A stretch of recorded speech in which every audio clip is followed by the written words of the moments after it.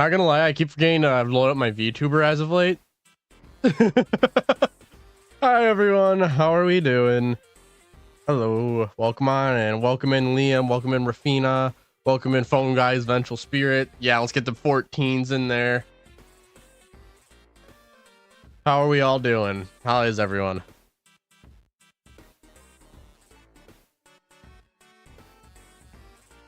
I don't remember who recommended this actually. Well, no one necessarily recommended it, I should say, but like someone commented that I should play it in that poll that I did a little bit ago. Who was it? I was Sonic.exe, Bratwurst Sonic.exe.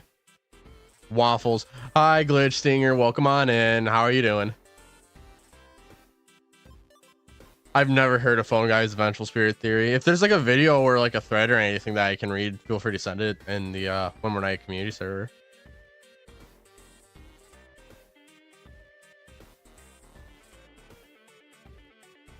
But yeah, that poll, there was a bunch of like FNAF fan games I recommended, so I decided to put them into a wheel spinner, and that's the one we got. So we're playing juniors.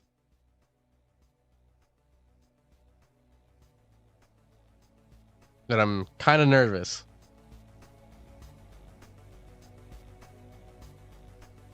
Flipside made one. I'll have to check it out. Maybe we'll check it out today, like after stream. I don't know. It depends how long it takes me and how I'm feeling, because like I'm already really tired. I was up till 2 a.m. last night. I was out and about around shopping for groceries and stuff today, and oh, I'm just tired. So I'm doing my best. I'm doing my best. I'm not gonna be live this coming weekend, guys. I'm gonna be looking for apartments. So this coming weekend I will not be live, sadly. So I do apologize for that, but yeah, I'm gonna try to get a video out on Monday, but we'll see. I'm gonna try to stream like every single day this coming week. Well, maybe not every day, but like every other day, because I need to get through some of the older Scott games. Hey, Etro, let me make you mod, because I know you as well. Let me make you mod real quick. How have I not made you a moderator before? Standard moderator. There we go. Welcome on in, welcome on in. We just chatting for a little bit. We got about 6 more minutes, 5 minutes now, until we play. Because I always just like to talk with chat before we get into the game and everything, so.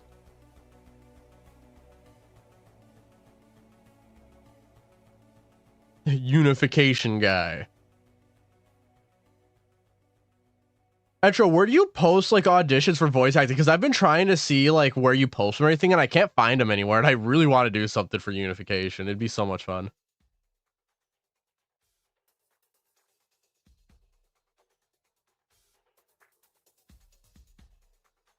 Of course, Etro.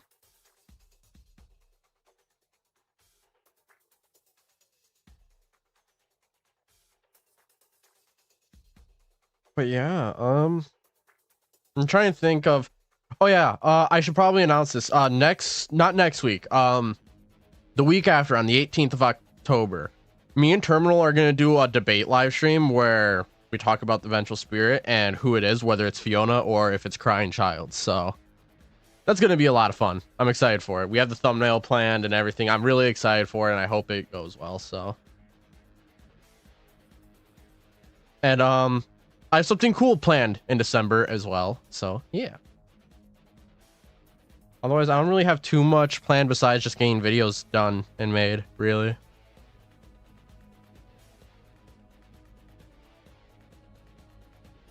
Also, you gotta love the DJMM boss music.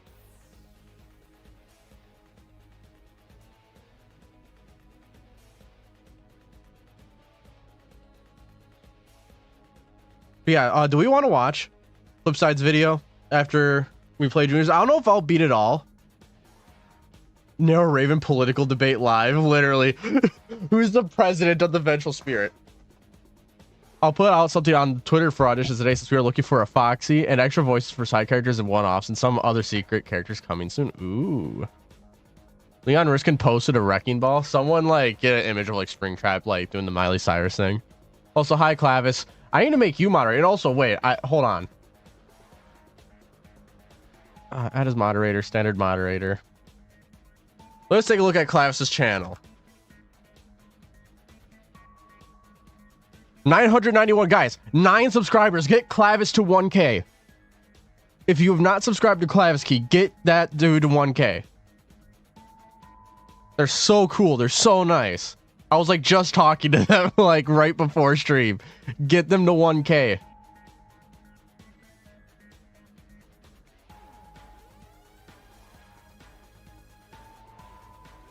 The president of the Vengeful Spirit would be Andrew for sure. Nah. Hey, welcome in CrossCorp. How are you? Yeah, every single time like someone I know has been joining the stream, I just make them a moderator. Like, I don't know why I haven't made so many people moderator before, but it makes it a lot easier to be able to stream because then like I don't have to worry about like people saying just out of pocket things.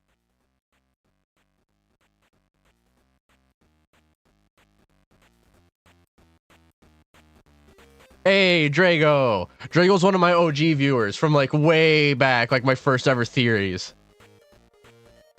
Of course, Clavis, you're a chill homie, you a chill friend. All right. Least I could do is try to help you get the 1K. I mean, come on.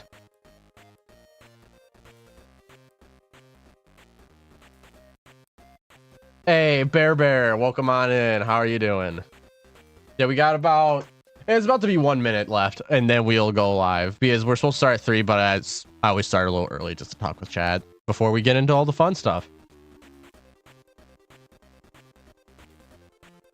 Also, chat, I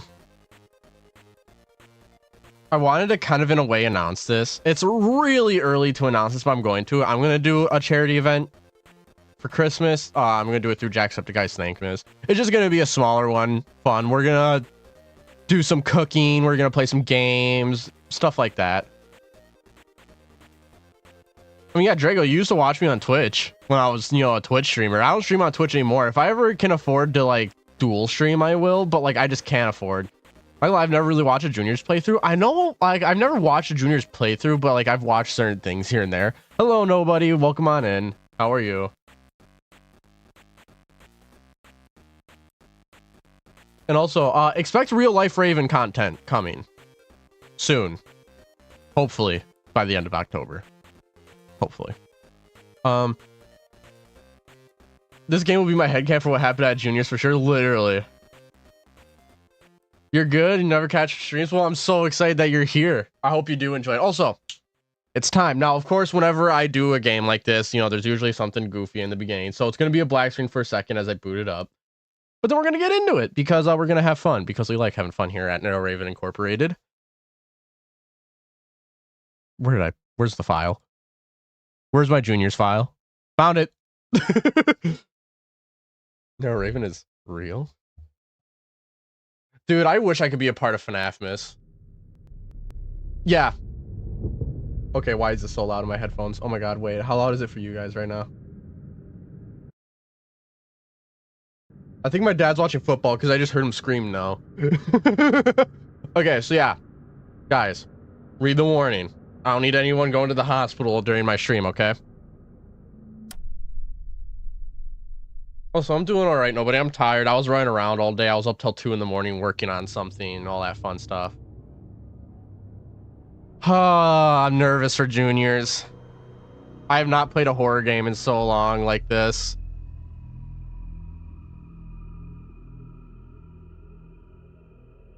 Also, if any dev from Juniors is watching this, reach out to me. I want to work with you on something.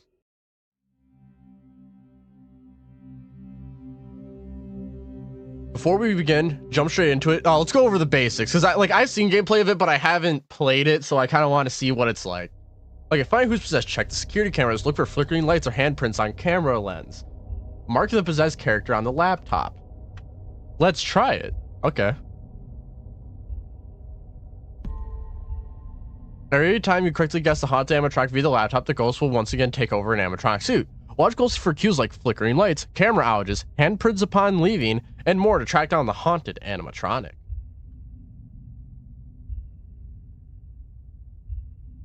Are you ready to click which animatronic? I think it's you. One last thing. Keeping the robots safe. Check the animatronic's stability from time to time. Call the animatronics to the conveyor belt for repairs, but make sure they're not haunted. Well, how do you know it would be scary? Because I watched Markiplier play it a long time ago. Ah, yes. My dirty hands. Whoa. Where am I? Am I dead? My body. This place. It feels so weird. I seem to be fine, but I feel empty. I feel as if I'm being stalked. This feeling is new to me. Can anyone hear me? I'm not making that sound effect. What was that? Who's out there? Is this the game with Paul Bear? I think it is, yeah. I'm not looking for trouble. I just need to get out of here. Please. Well, I've never seen anything like you before. Hey, Billy. Monday night, meeting a new friend. Okay, let's do this. Let's have fun, guys.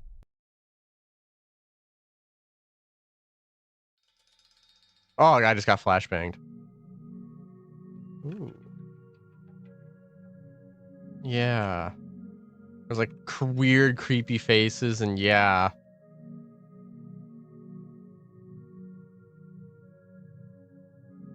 You know, I never noticed this. It looks like a city, a skyline out there with creepy faces, and yeah, puppet. All right. Guy, I wasn't expecting you to show up. I'm Paul Bear. Where the hell am I? Who are you? Oh, you're in the Barrens, a limbo between life and death. I'm dead? How is that even possible? What happened to me? Slow down there, little buddy. I said limbo between life and death. You aren't dead at all. What does that even mean? It means you can go back to the real world whenever you want. Okay, great. Send me back now. I don't belong here. Yeah, not so fast. I brought you here to help me with some unfinished business I have in the real world. Why can't you just do it yourself? Unfortunately, I'm not alive like you. I've been trapped in here for as long as I can remember. I've been waiting to cross paths with someone like you, someone that could help me move on to the afterlife. I'll even make you an offer. You help me with my unfinished business, and I'll lend a helping hand with your investigation. I know Junior's like the back of my hand. Go over to the bed. I'll transport you back to the real world. Meet back here tomorrow night. Alrighty.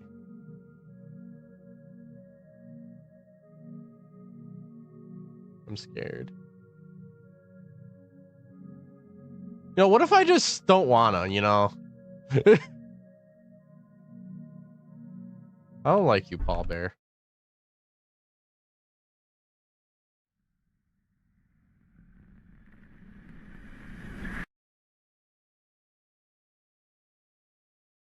Me when Toy Bonnie kills me in FNAF 2 POV.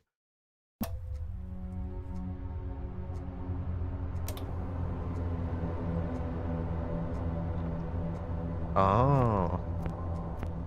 Okay.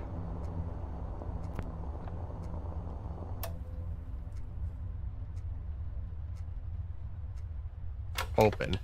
Okay.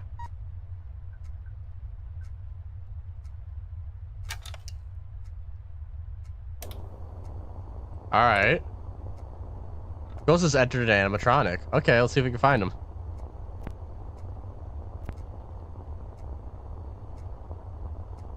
You seem to be flickering. But so do you.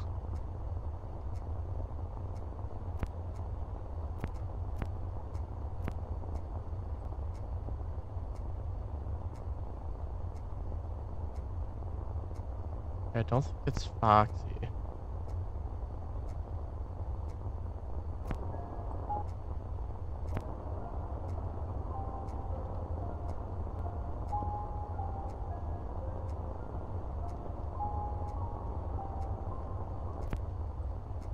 No.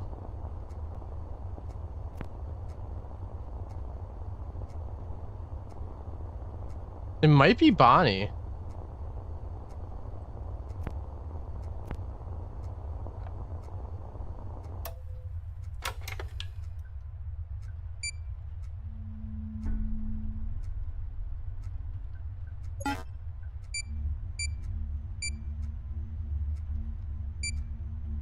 And Foxy? No.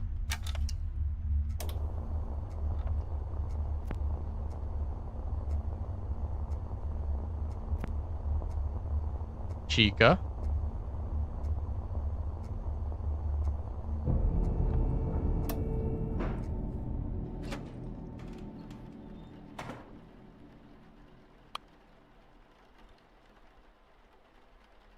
Oh.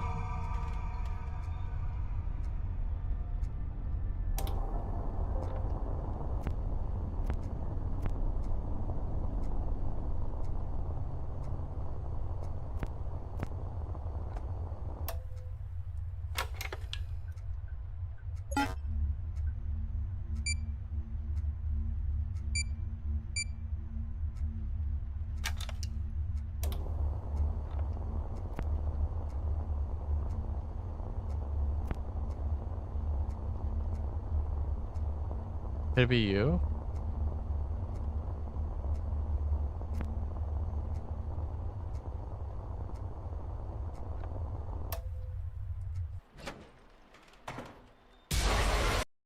It was Foxy. Wait. Oh no, it was BB? Okay. Okay, check Balloon Boy stability. It glitches out from time to time. Got it. Okay.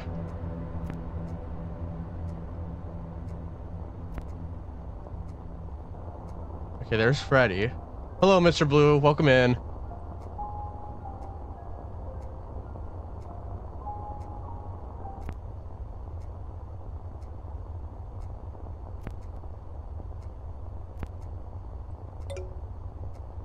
Okay.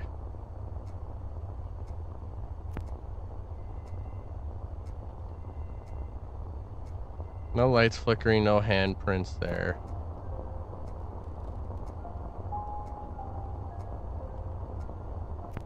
I couldn't tell there. That was really quick. Who is that back there? I can't tell who that is. Also, really quick.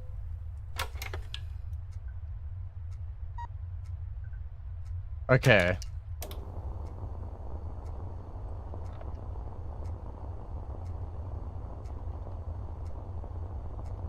I'm not seeing any flickering lights or anything, so I don't think it's either of you.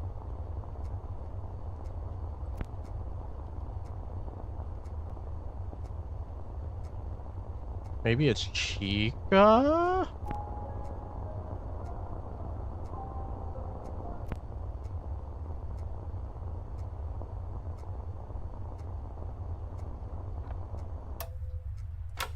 I don't know.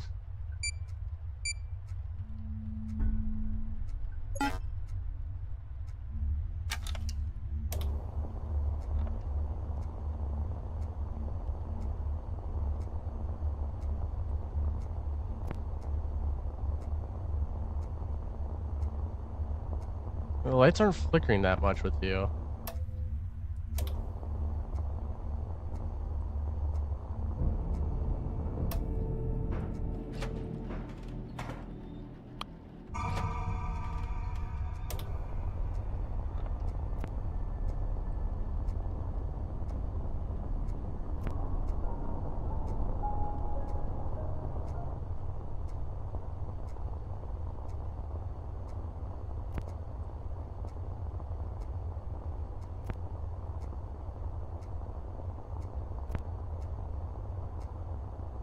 The lights flickering?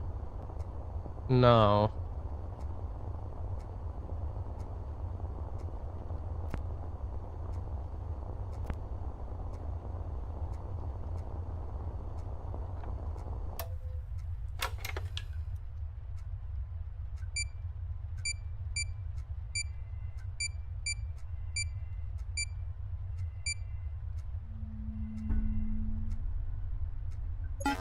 Nope, it wasn't you.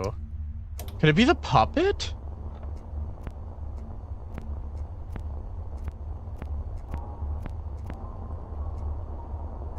It's definitely the puppet. It's the puppet.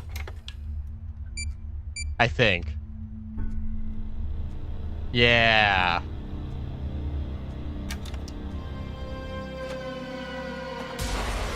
No, dude. Is it because I'm not fast enough on that? Maybe I need to just like do that and then go right away. How's this game so far? I'm trying. Okay, I'm trying to learn this game, and what it is I need to learn like their patterns and stuff. That's what my problem is right now, is I'm not quite knowing what to do. Literally FNAF Gasoline Simulator, literally.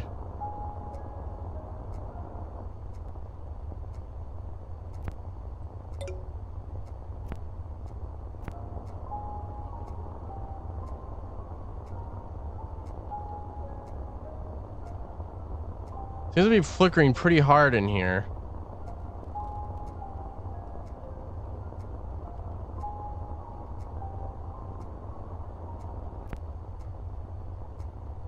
It could be the puppet.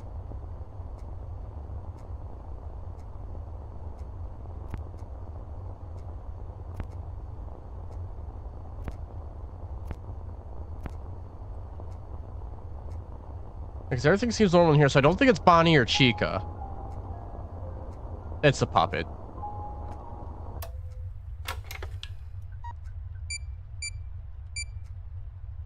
It's Balloon Boy. Okay.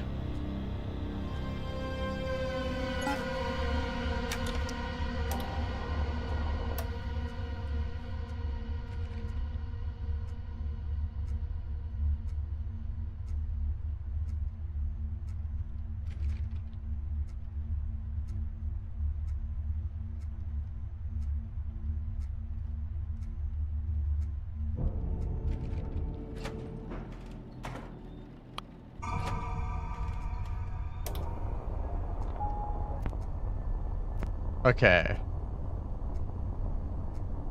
Not flickering too much in here. It might be the puppet. It's flickering pretty hard in here. Let's see.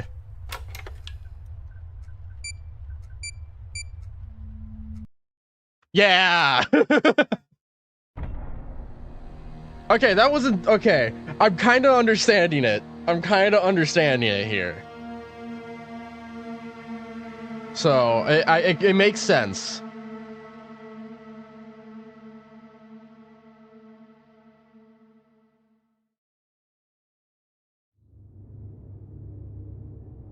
Continue tonight too. Yeah, because there's like 5 nights in this, and there's like a secret one, isn't there? Who is Paul Bear? I think that Rice theory is correct because of the sense of the end. Okay, do you guys think Roxy is possessed by Fiona? The reason she came back was because of Fiona's agony. This will explain why she sought to mimic her son. Maybe.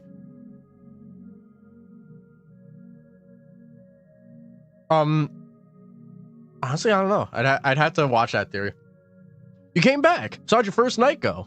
I died at first, and then I came back, and then I did it again, but I actually did it because I kind of understood what I was looking for.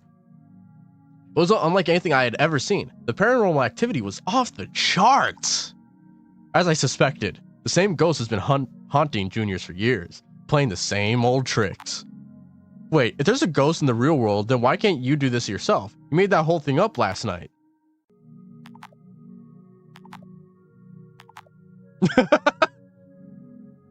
Alright, fine.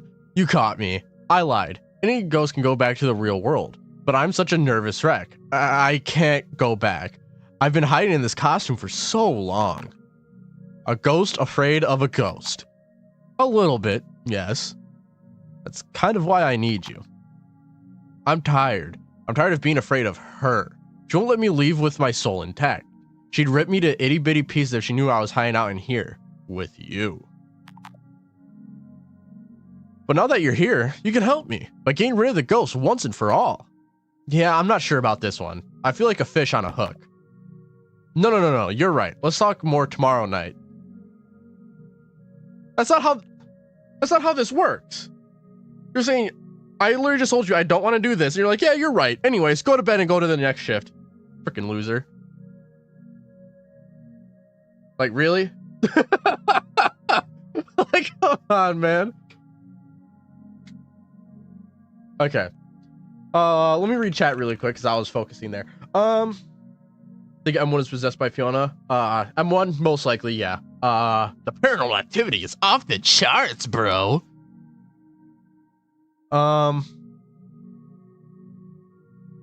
Yeah, Scott says he still wants possessed animatronics. Yeah, he always he said that he always thought the idea of like AI and ghosts like being combined into one has always been interesting to him.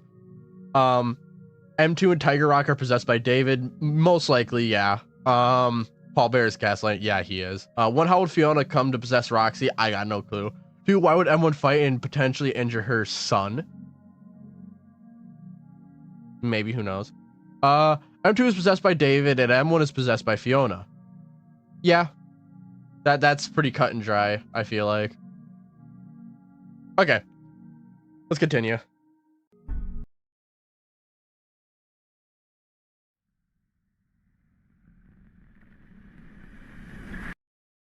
Me too.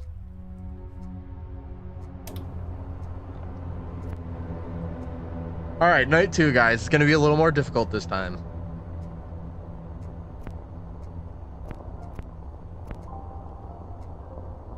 Okay, puppets in here.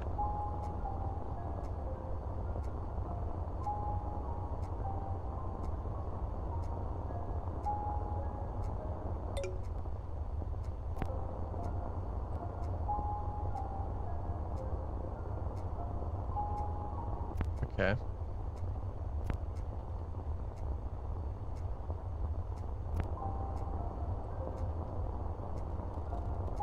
I think it's a puppet. I don't think it's Bonnie.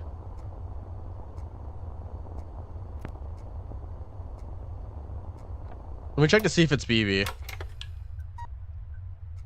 Okay, it's not.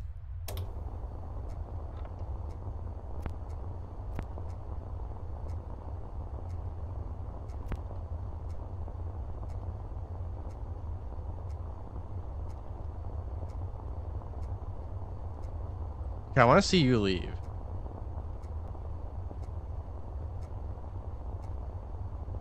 No handprint. Anyone in here? Nope.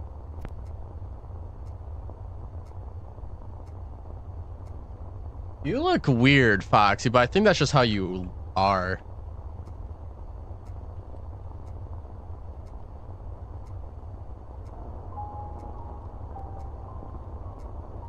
Yeah, it's not the puppet. I don't see a handprint. It's either Chica or Freddy.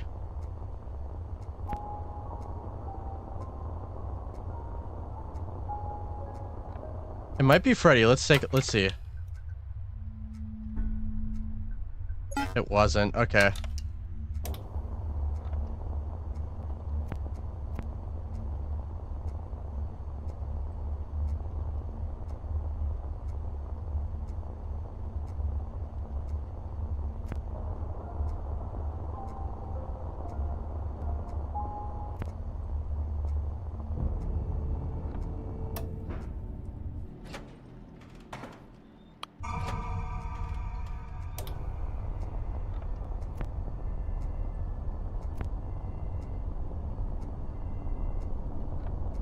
All right, let's just see if it's Chica then. It wasn't Chica.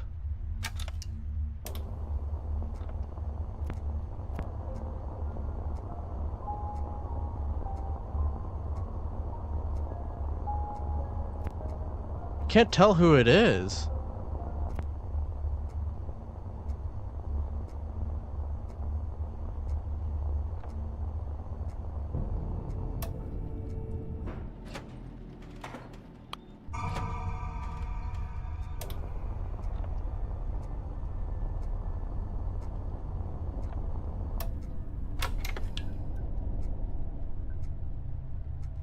I'll call Puppet.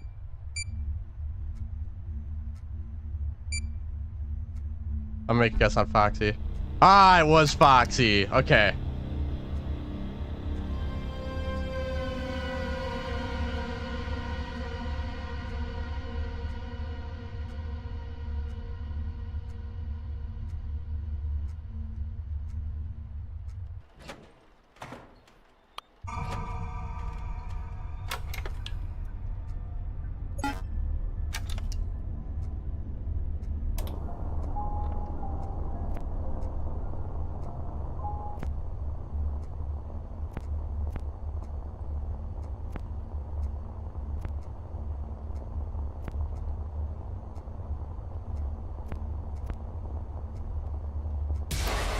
Oh no, dude. Yeah, I did have enough time there. Rip. Yeah. Okay.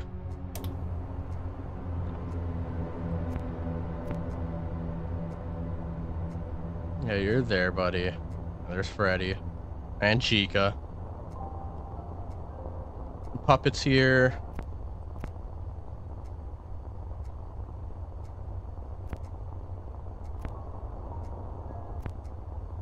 Like, I'm gonna have you angled over here.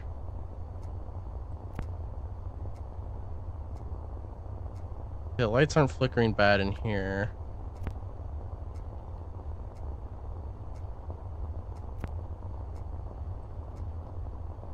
Flickering a little more in here, so I'll keep an eye on Foxy.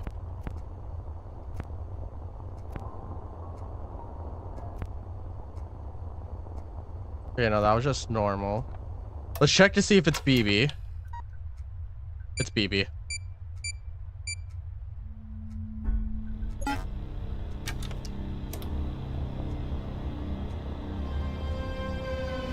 It's BB.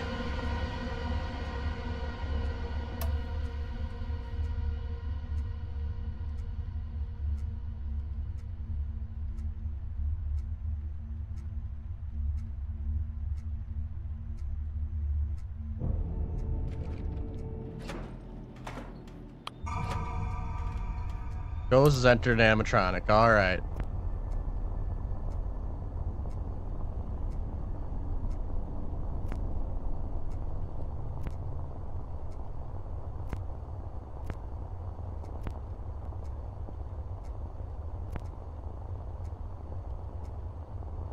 That was weird. I'll check to see if it's Foxy. It wasn't. All right, call him.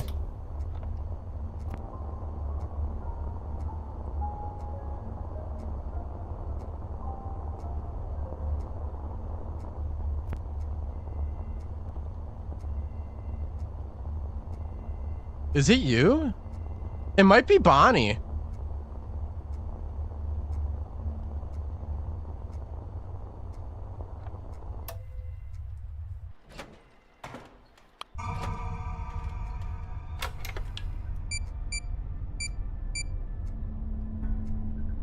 It's not.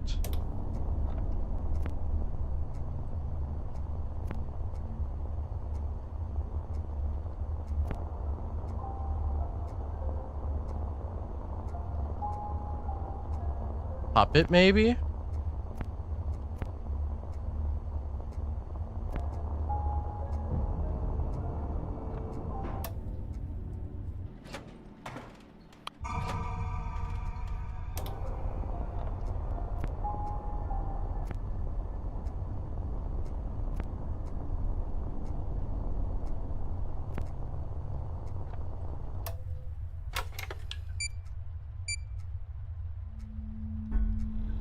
Yeah, buddy.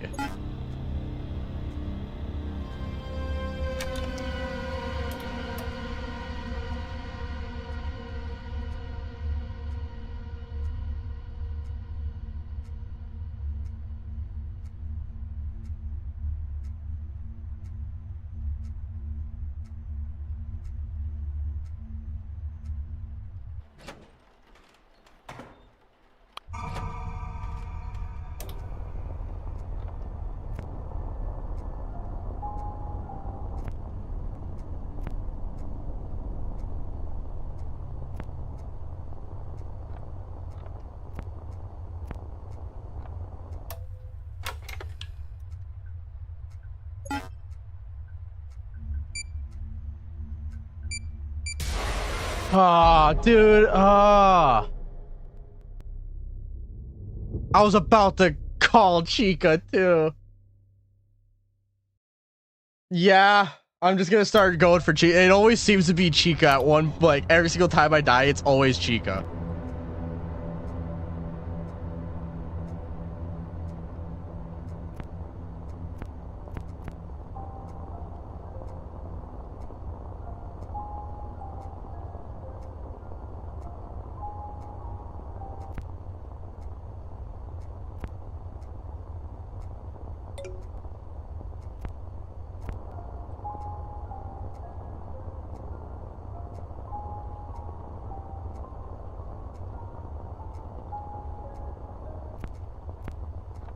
Also, just because we can, check to see if it's BB. It's not.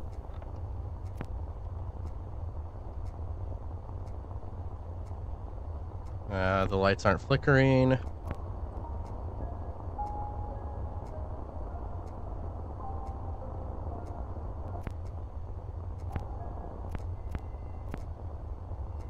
Lights aren't flickering.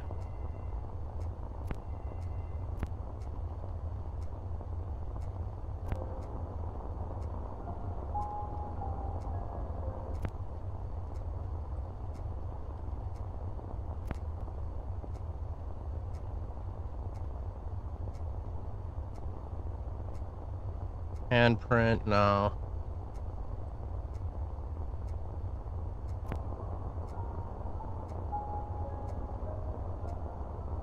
I think it's Puppet.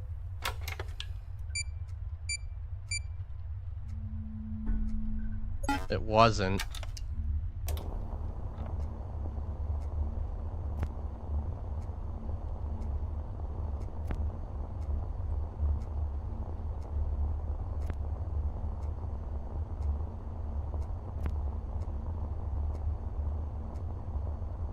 It's not Foxy. I don't think it's Foxy.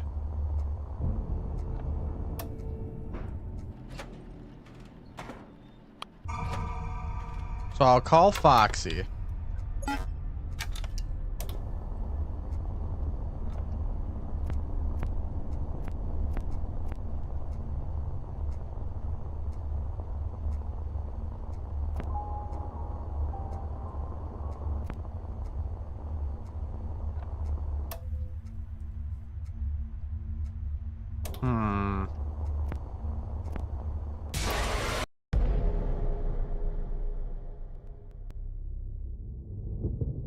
Dude, I don't understand. Like, dude, it's so hard to tell when the lights are flickering and stuff. It's so hard.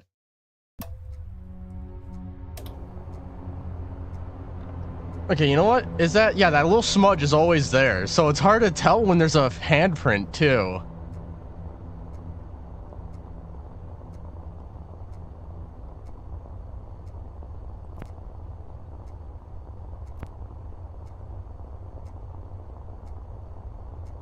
Me too, Chica.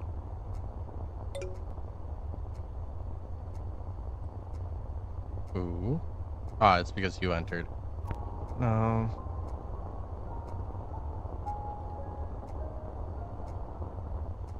Also, we'll check to see if it's BB. It's BB.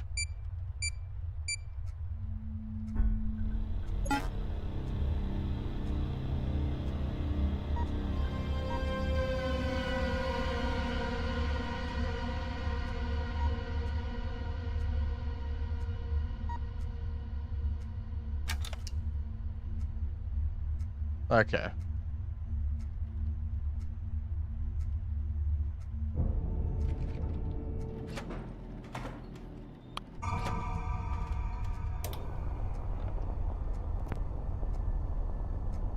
Ooh, that was interesting.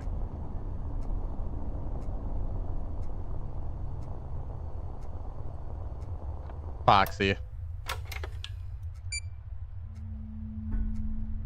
Not Foxy. I swear it looked like it was flickering more when he was here.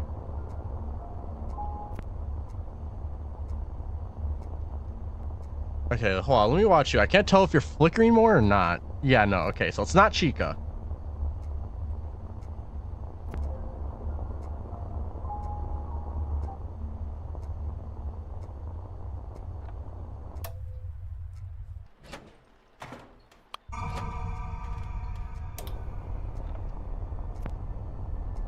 I don't think it is.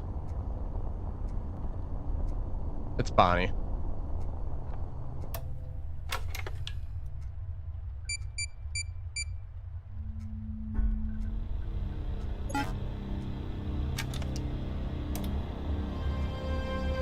Oh, hi, Candy. Sorry, I didn't see you. I'm trying to focus. And hi, Withered. Hello, how are you? Welcome in, welcome in.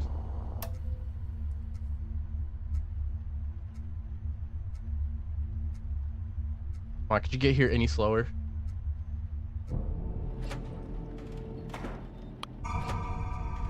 Right, the ghost has entered an animatronic. Okay, you're not flickering in here. So I don't think it's Chica or Foxy. Also, let's just check to see if it's BB real quick. It's not, so we'll call him.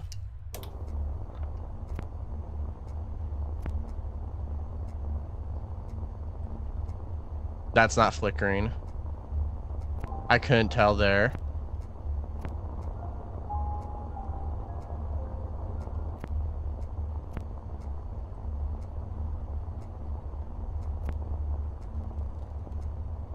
I think it's Balloon Boy.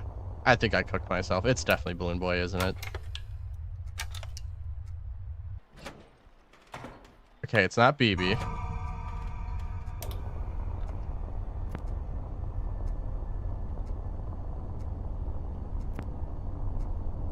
Oh, there's a handprint here.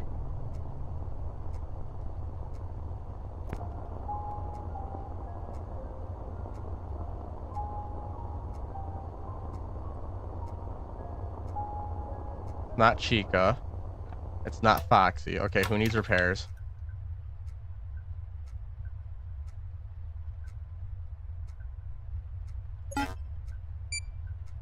I just had to call it. Yes! I just called. I was like, it's gotta be Bonnie. It's gotta be.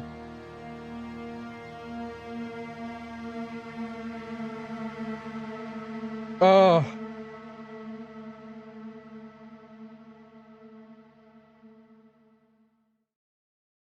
Oh, thank God. After finishing your shift, you stumble across an old VHS tape. Ooh. Curiosity is eating at you, but you don't know if you should watch it or not. Guys, you know what? I'm watching it.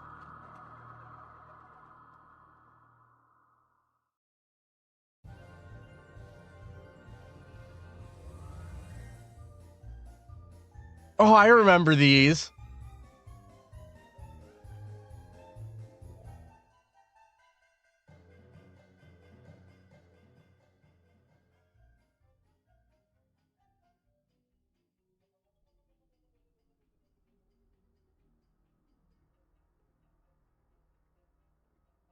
Beware the mangle.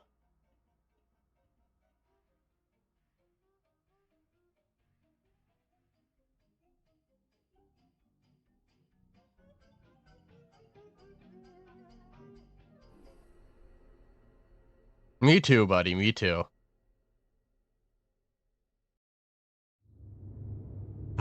Okay, give me a quick second. I actually have to use the bathroom. I like just ate lunch and now I have to use the bathroom, so. No real watch out.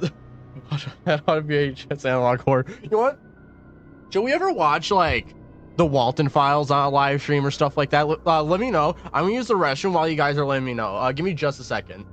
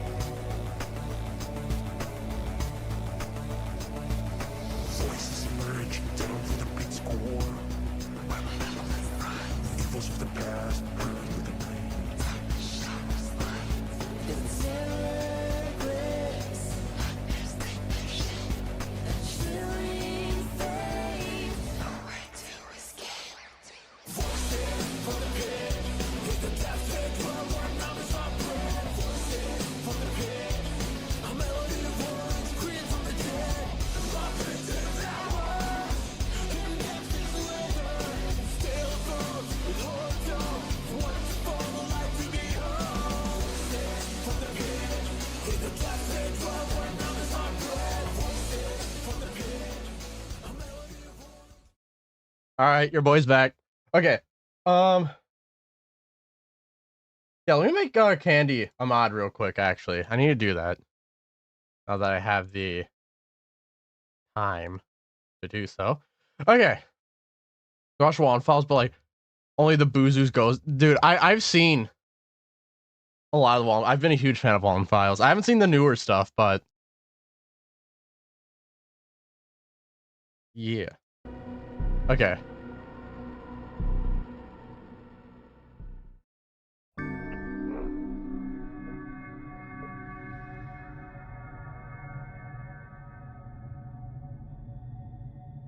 I get a cool wrench.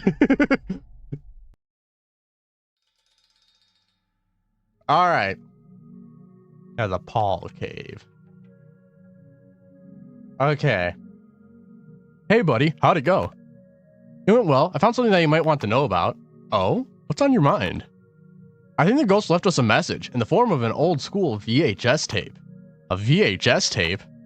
Yeah, I stumbled across it after my shift. I think it was trying to give us a message. A message about what? I'm not too sure. It was just an old school cartoon episode, but something about it was very off. Well, how'd the tape end? Was Freddy carrying a piece of an animatronic to a door that said, the mangle? A mangle of parts? Why would the ghost need animatronic parts? Maybe the ghost is building a new body. She's building the mangle. The mangle, huh? I don't like the sound of that. We'll see if the next tape will help us. I'll talk to you after. Good luck, buddy. Yeah, I hate you. Has anyone got the Tickets to Fun book? I know a couple creator buddies of mine do.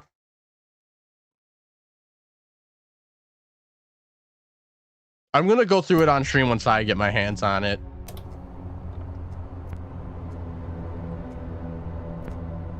So yeah, flickering is like when it's going like to black and stuff.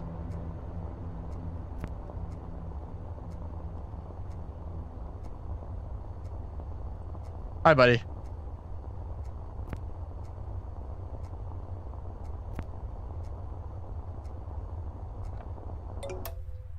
Okay, ghost is entered. It's not BB.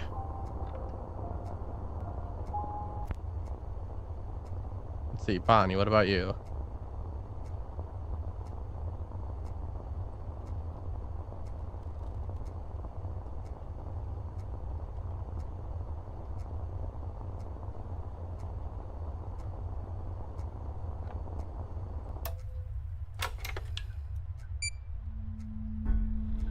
I was like, that's not me doing that.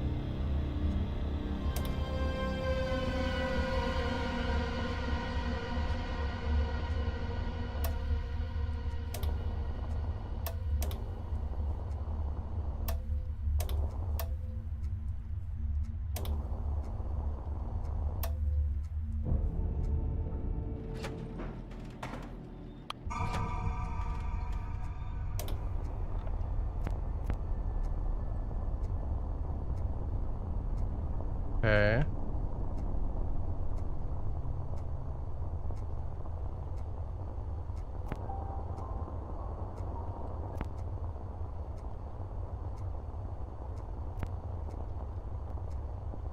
You, Freddy?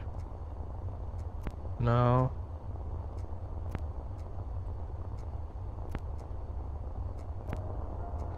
Let's check to see if it's BB real quick. Yep, it's BB.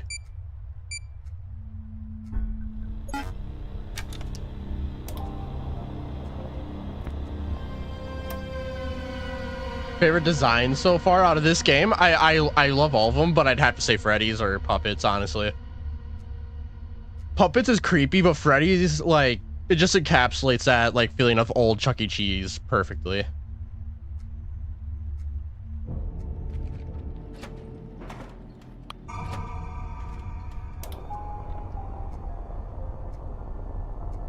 Okay, there were lights flickering in there, and that was Bonnie or Freddy, one of the two.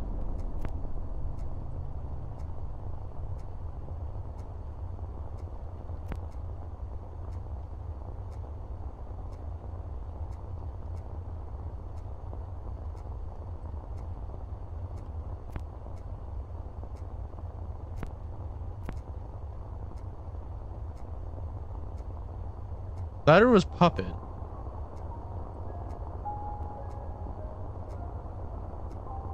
It's Puppet.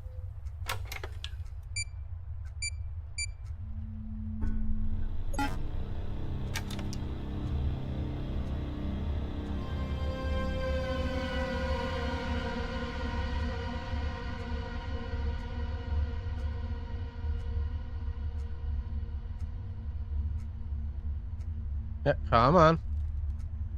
You got this. Come on.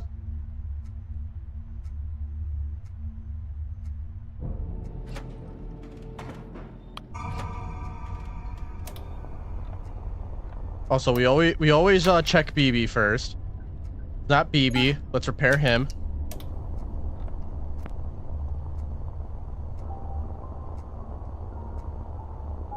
Okay, I don't think it's any of you.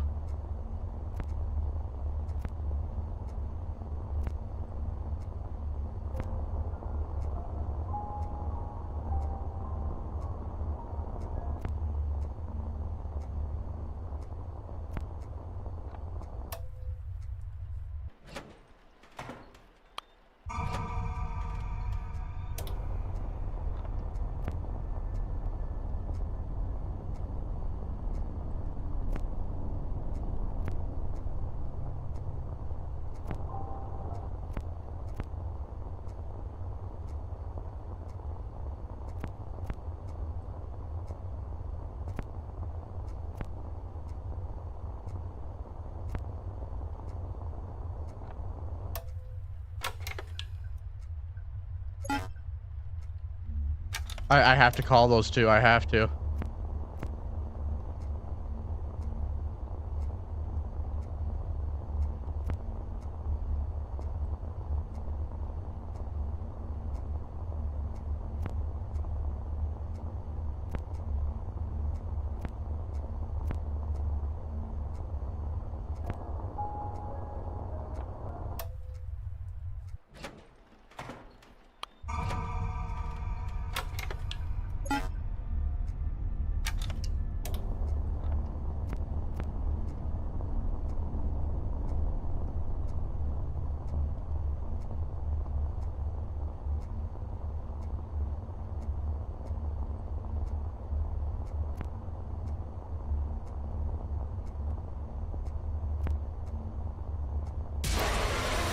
Oh, it was the puppet. Ah.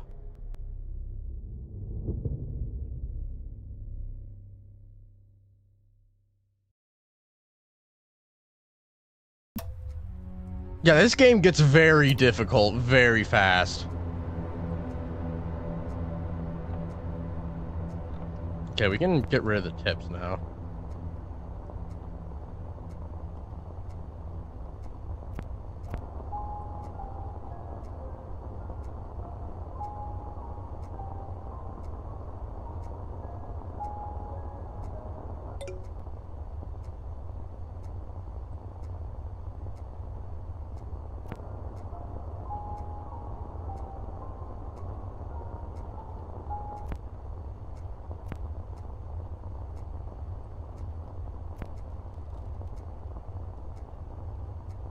And it's Bonnie.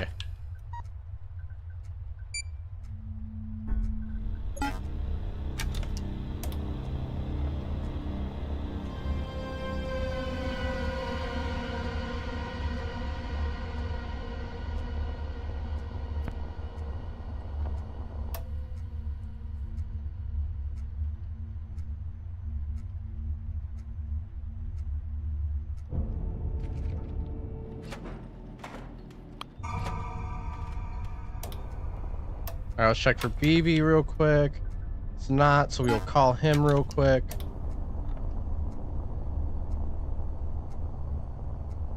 Okay, it's either Foxy, Bonnie, or Freddy. It's Foxy.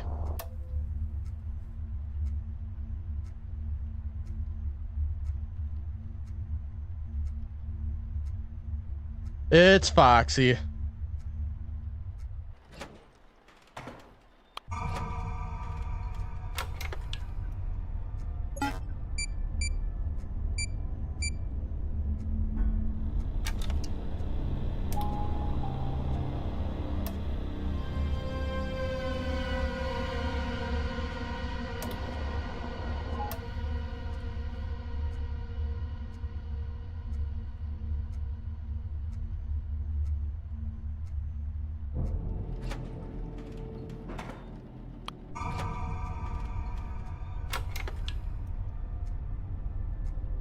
Okay, so it's not any of you.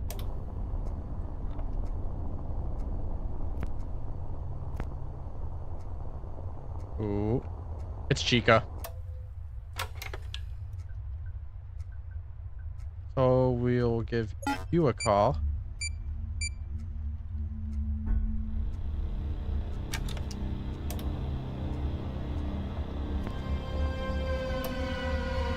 Alrighty.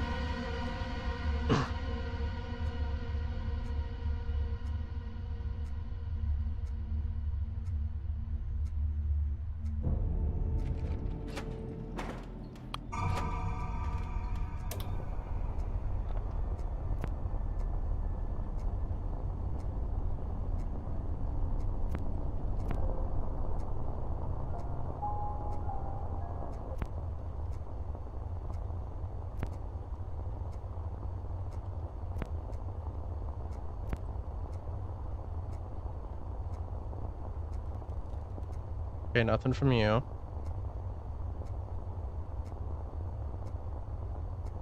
Let's check BB.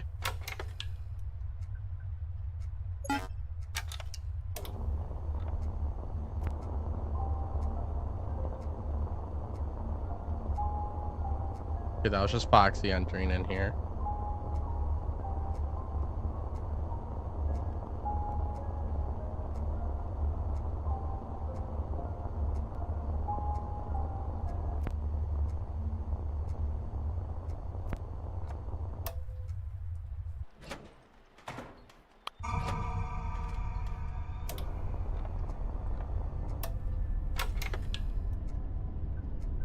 I have time.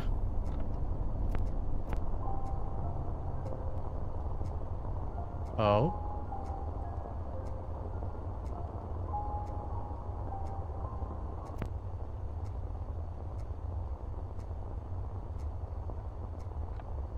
Okay. I think it's Chica. Okay, we need to call you down. Fast.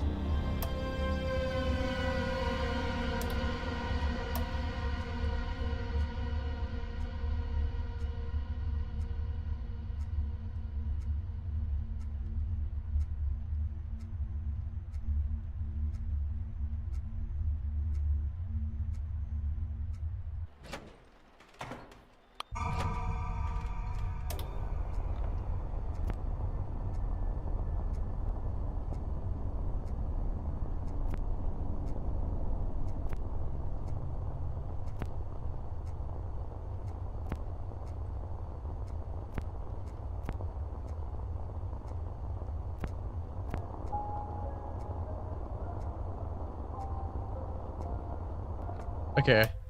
We can call Freddy.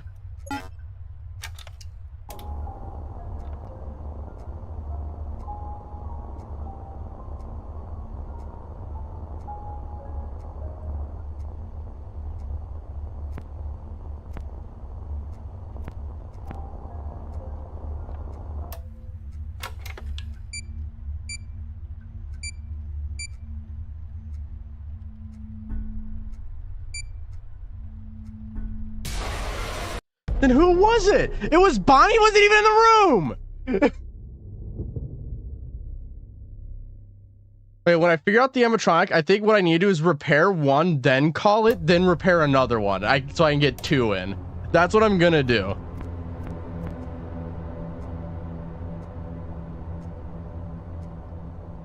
It is an interesting twist to the game. It literally is just FNAF Among Us. It really is. You came in the room afterwards.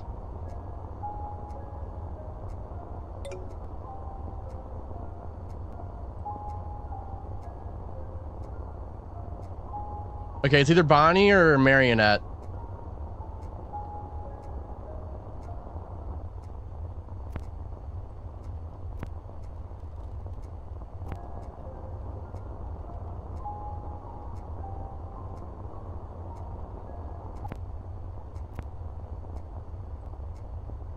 It's Bonnie. Okay, so what we'll do first is we'll call Freddy and repair him, then we'll call that's Bonnie.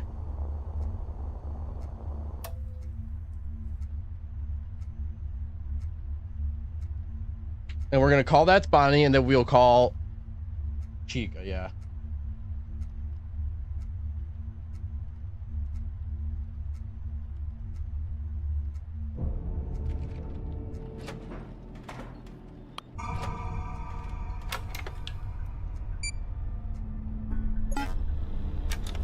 So now we get 2 repairs in.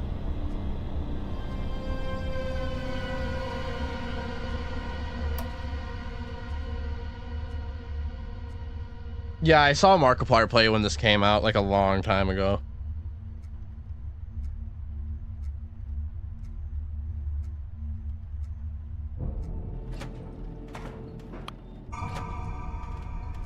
Check to see if it's BB. It's not, so we can call him.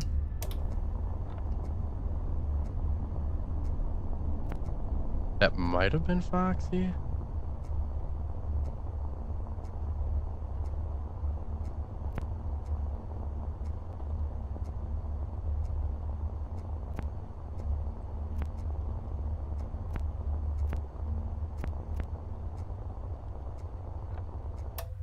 Okay, let's go in and repair you.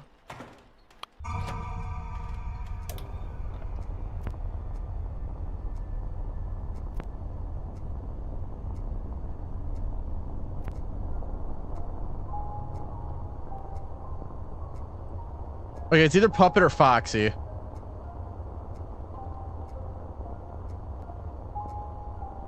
It might be Foxy. See if we can find him.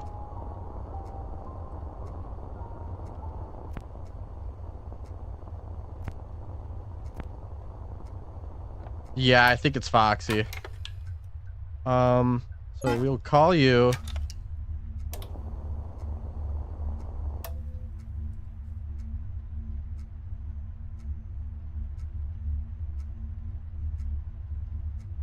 Call you.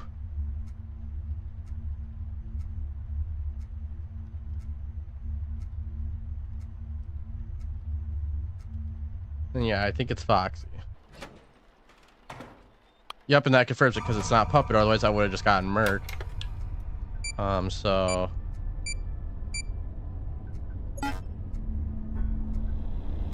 all right.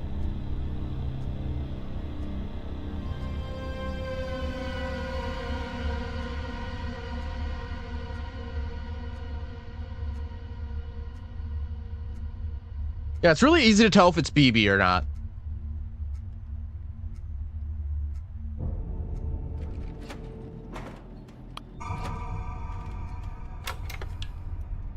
Oh, now I don't want to call him.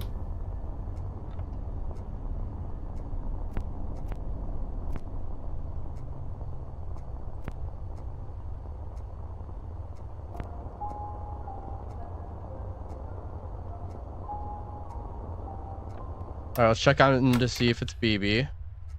It's not BB.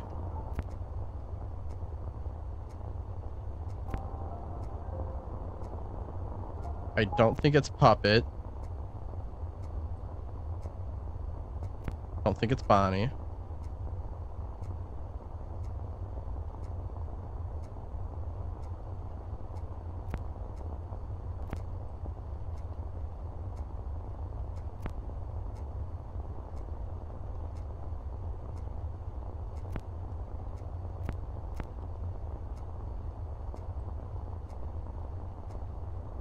I don't think it's Foxy.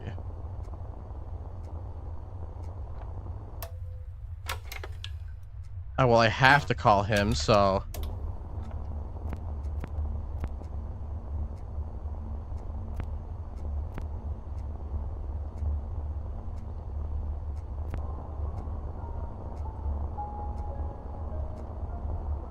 Watch, it's gonna be Foxy, dude.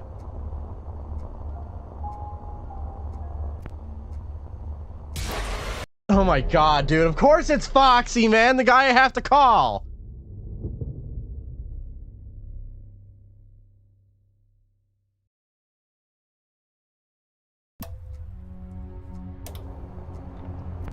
Ah, dude. I see why people had an issue with this game in terms of how luck-based it sometimes feels. Because, yeah, I was staring at Foxy for a good amount and nothing happened there.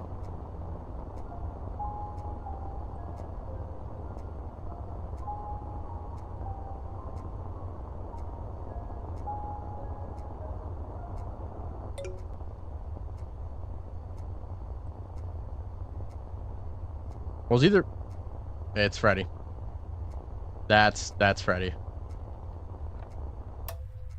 That is Freddy.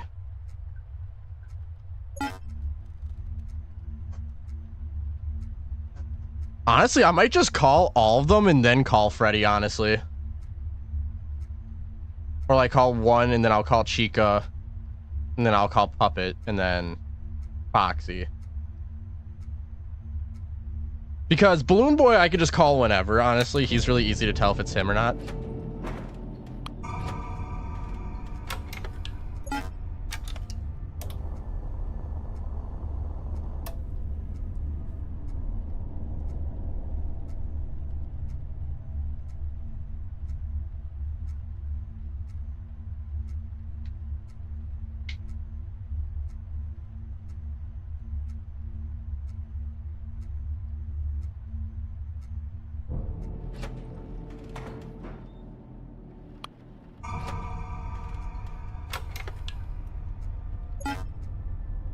Alright, let's call that it's you.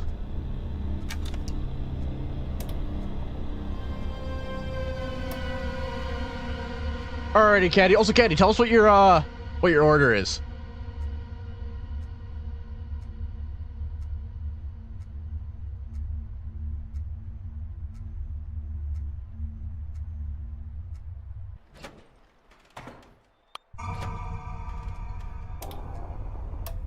As always, check it for... Okay, it is BB, so we'll call you. And then we'll call Freddy, and then we'll call BB, and then we should be good.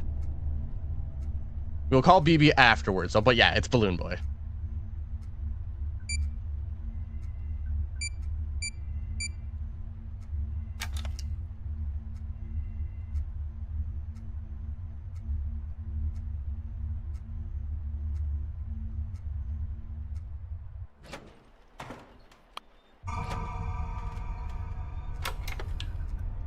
Call you, say that it's you.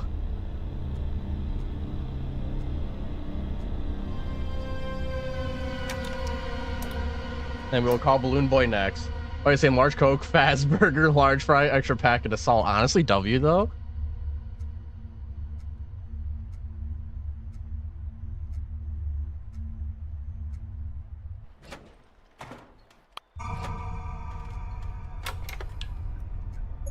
Okay, we call you.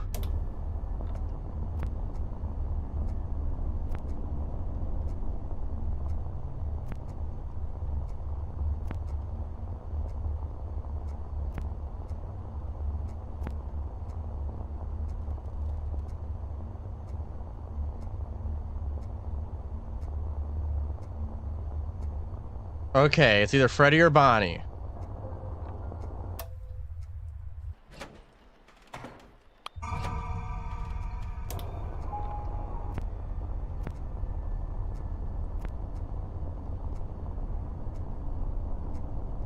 It's Bonnie.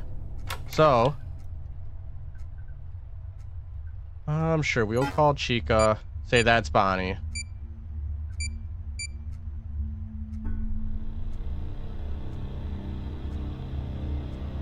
Hey Jay, it's going all right. Hope you're doing all right. Thanks for hopping in for a little bit, even if it's just to say hi. One McFazburger, please.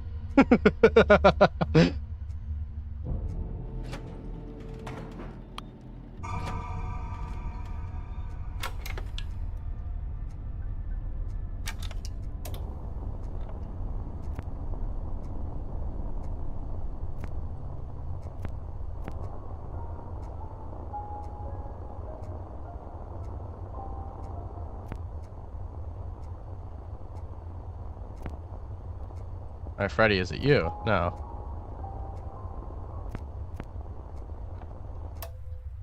Check for BB. It's not.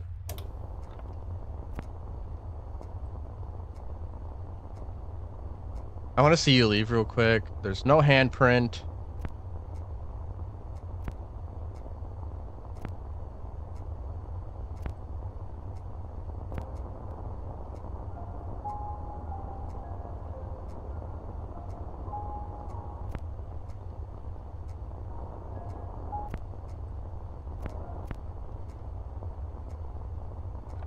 Bonnie's just not moving. I think it's Bonnie. I knew it. I was like, Bonnie's not moving.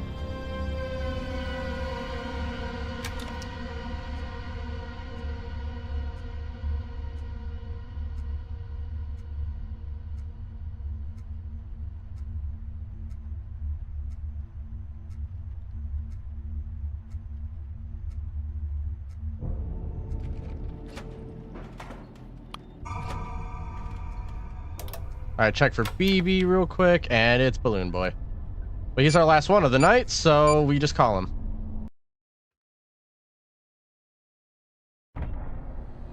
Yay. Okay, I'm starting to understand how this game works a little more. Paul Bear is waiting for you. Paul Bear can keep waiting.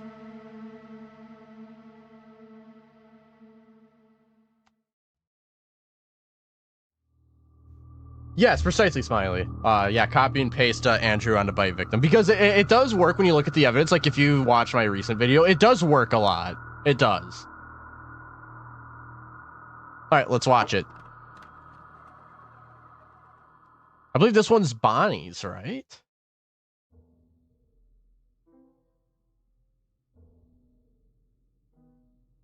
Oh no, it's Freddy in here.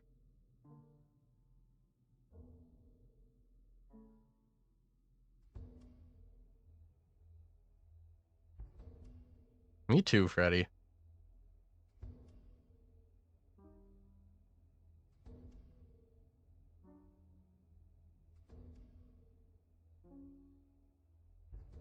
Me too, Freddy. Me too.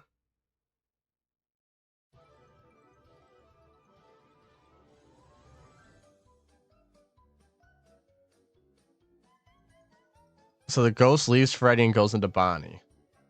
Then Bonnie brings apart.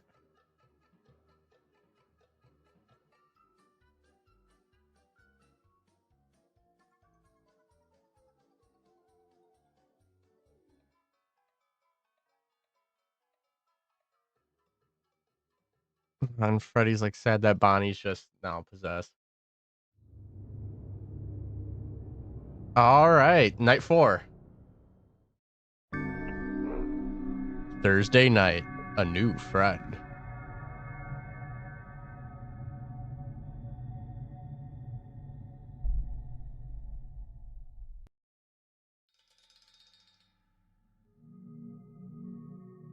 Paul Bear, why is there a ladder?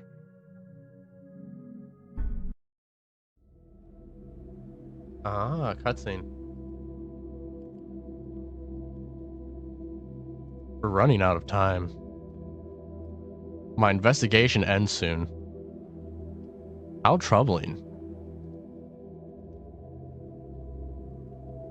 We need to signal the ghosts and juniors and invade the thing she's protecting the most.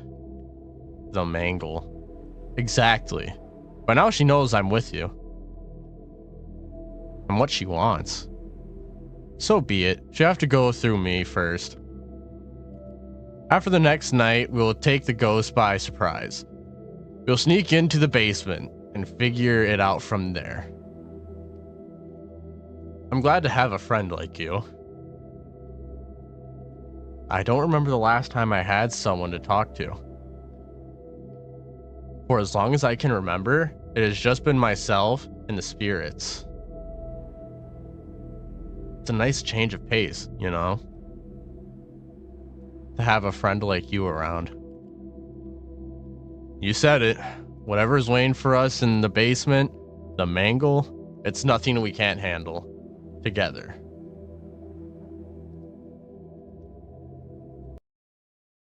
Paul Bear's Red Bear, I can see it. Except for the fact that he's not red, but you know what? Okay.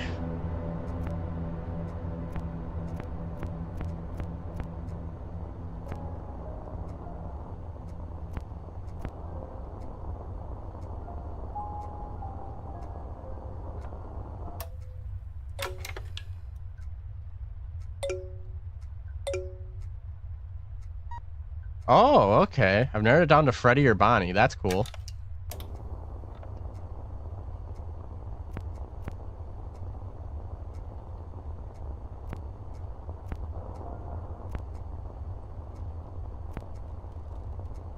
Oh.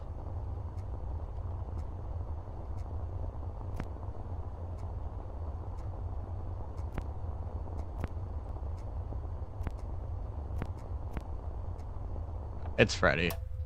He's the only one I'm not seeing on the cameras, so I'm gonna call literally everyone first before I call Freddy. How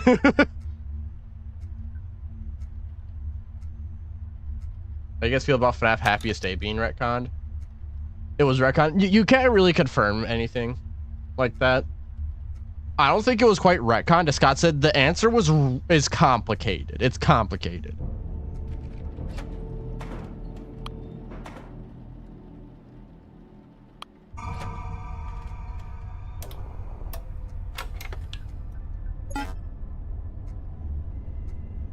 Okay, let's call you.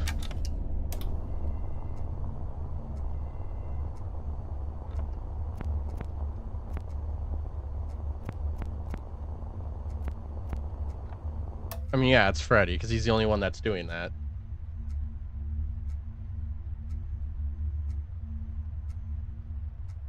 No, not necessarily. Why do I keep doing that?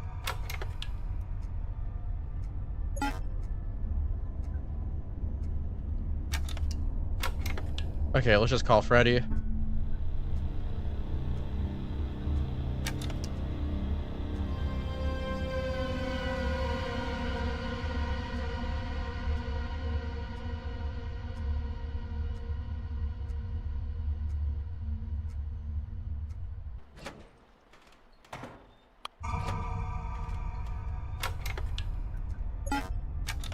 I check for BB.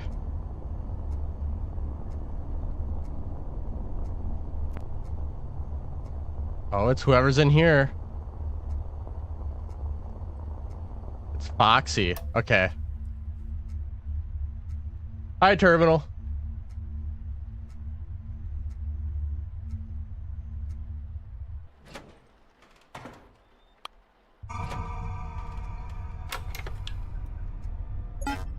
Okay, I need to call them really quick.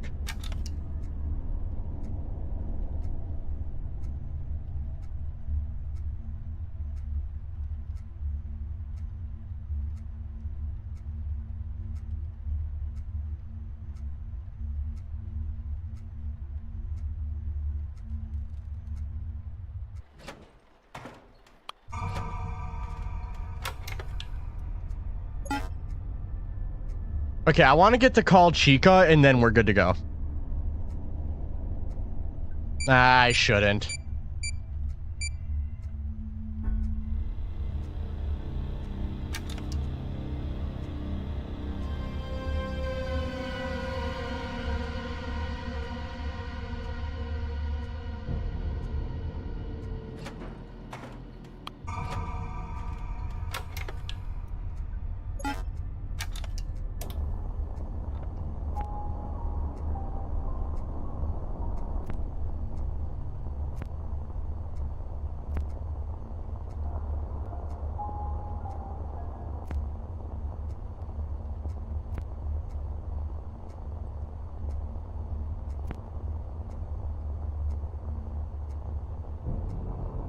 It might be Foxy. Freddy or Foxy?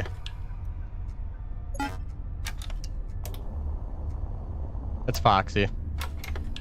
So yeah. What I'll do, I'll repair you. And then we'll call Freddy and repair him, and then we'll call Foxy. Because he needs a repair soon.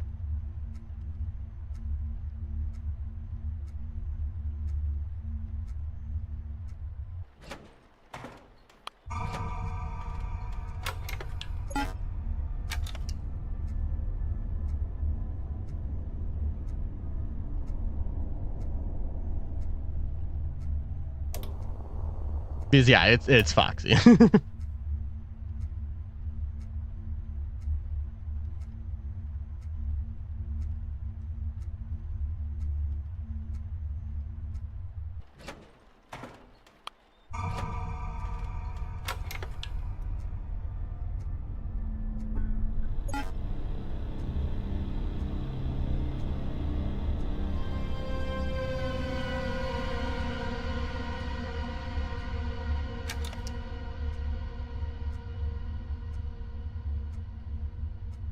Hi, Boom. Welcome in.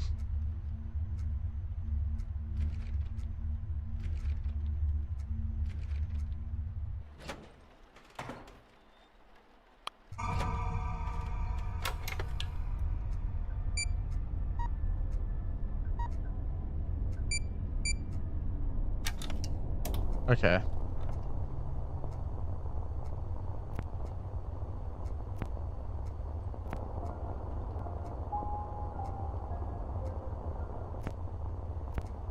Where's Bonnie at?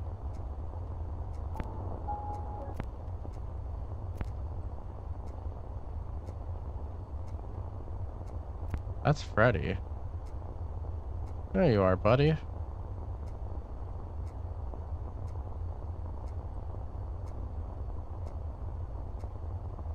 It's Bonnie. Oh, he just moved. I need to call him. I need to call you, though. I need to.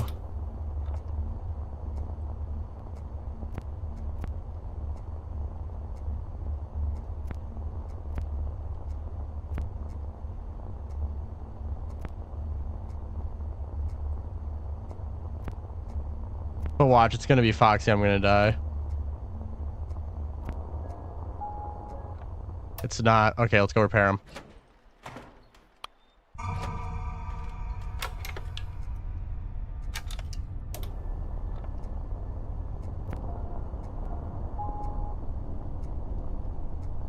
Okay, I don't think it's Puppet.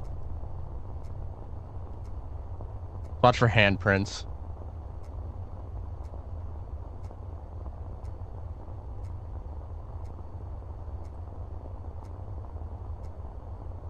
Could be Chica or Freddy at this point.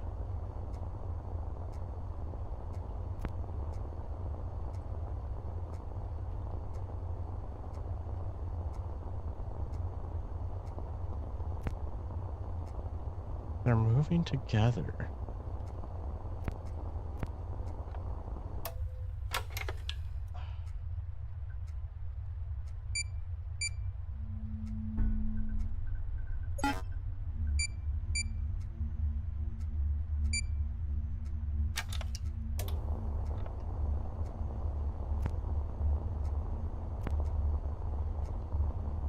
Who is it?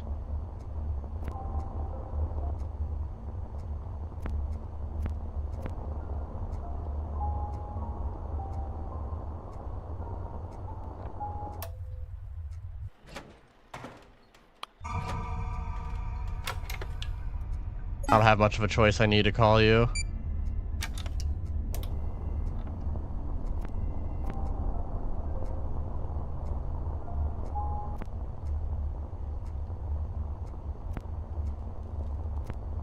Why do I have a feeling it's Bonnie?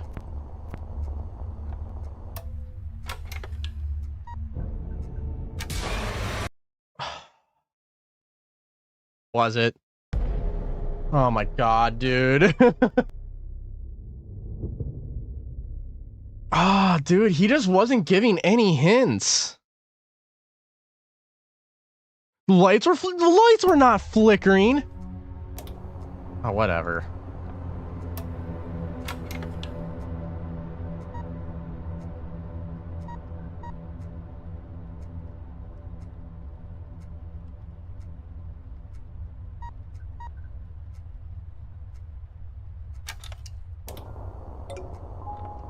Okay.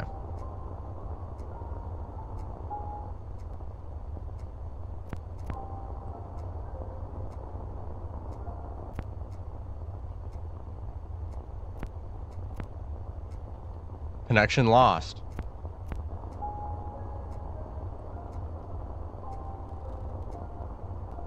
So it's not Puppet, it's not Foxy, it's not Freddy. So it's either Bonnie or Chica. It's Bonnie. Got it.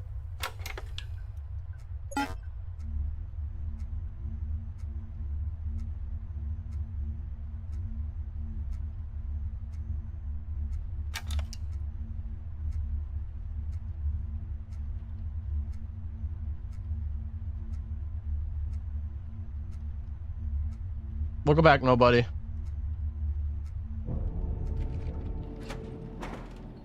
So yeah, it is officially Bonnie.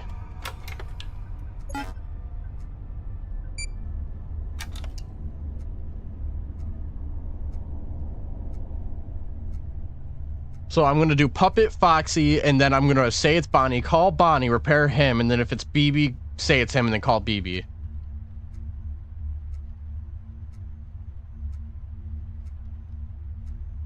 I feel like repairing BB last is always like the good answer, because he's like really easy to tell if it's him.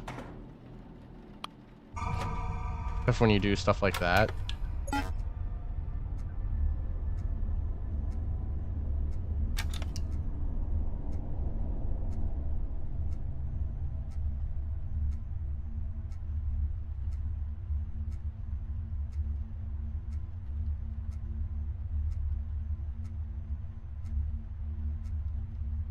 I'm on night 4 right now.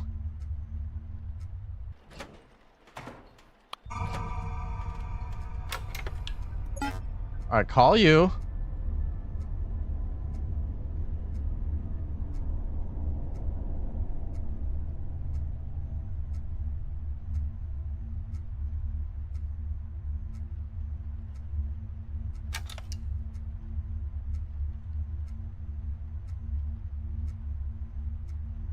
Also, hello, Hazul. I don't speak Spanish because I'm a little stupid and I completely failed Spanish class growing up. But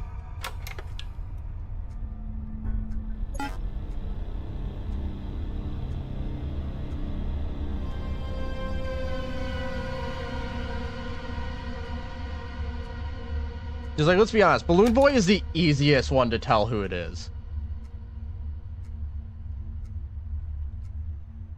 Fazburger acquired. Let's go.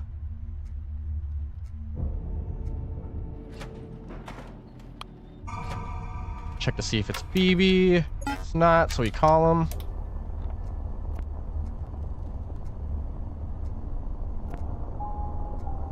Okay. Connection lost.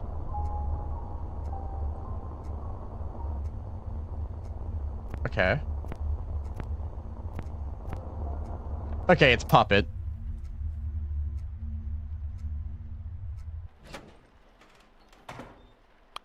So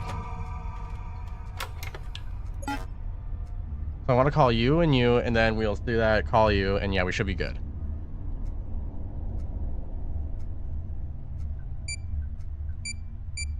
So let me get it on Puppet, because we know it's you.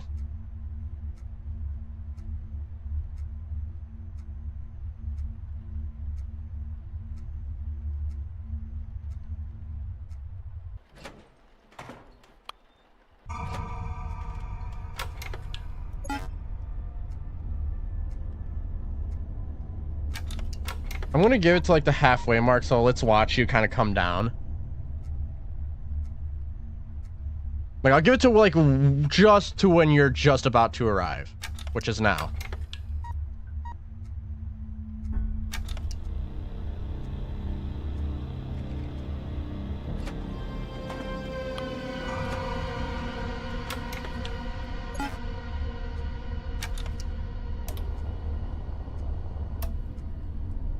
So that means it's not going to be Puppet, I think.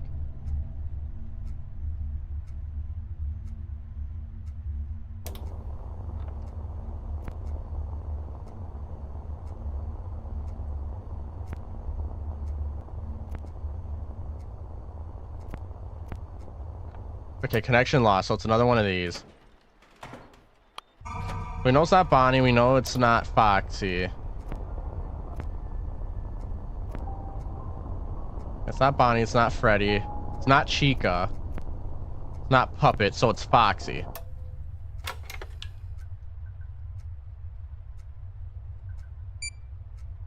Let me call you, let's repair you. Say it's you, repair you. Check if it's you, if not, we'll call you right away and repair you. I think that's the best way to go about this.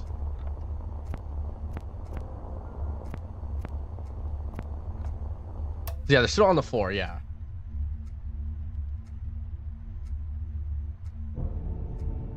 It's, most certainly Foxy. I believe. I'm gonna double check because I'm paranoid. Freddy. Bonnie. Puppet.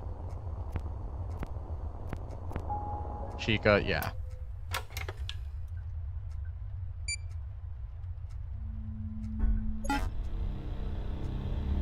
Okay, we need to repair you.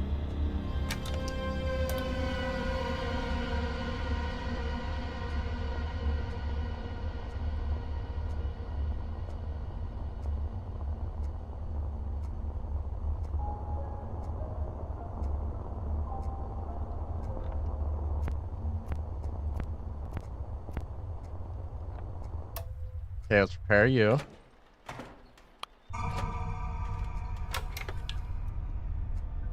Okay, it's not BB.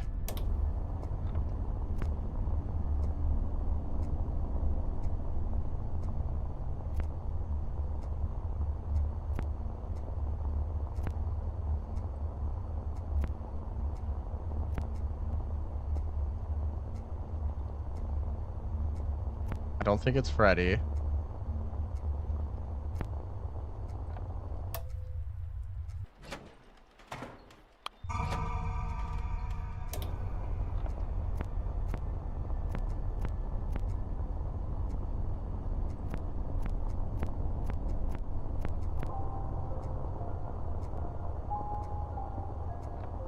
I don't know who it is, man.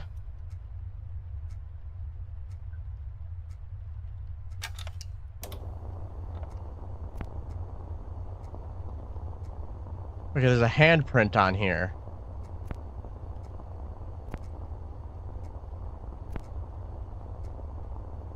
There's a handprint here.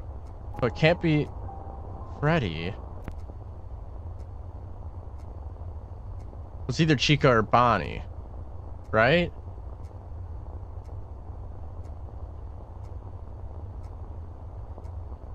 I think it's Bonnie.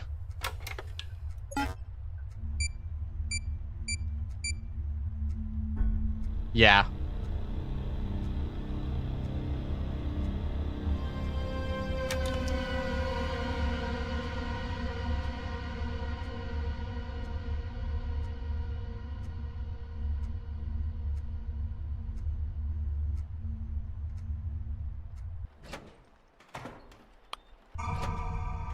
Please just be Balloon Boy.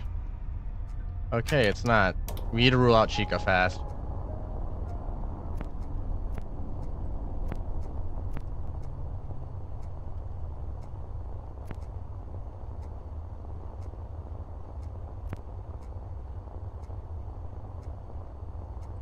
It's Bonnie again. Okay, now that we know it's Bonnie, we need to repair some people. You, Puppet, Foxy, then we'll call that spot. So, yeah, you, Puppet, then Foxy, then, yeah, okay.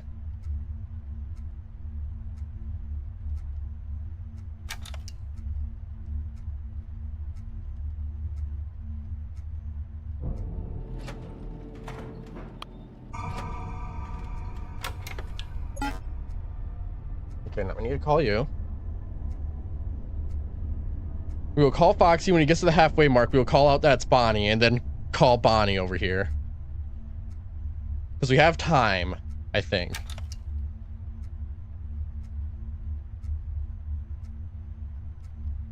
So sorry that I'm not talking much right now. I'm really trying to focus.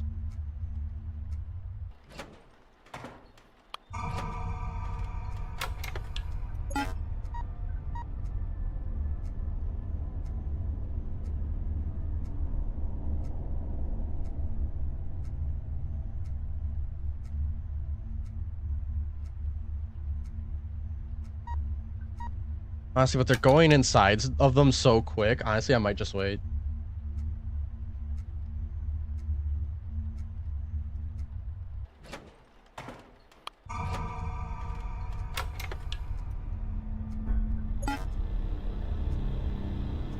All that it's you.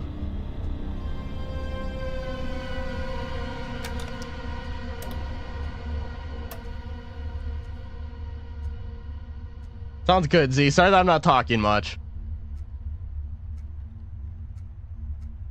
To chat, that is.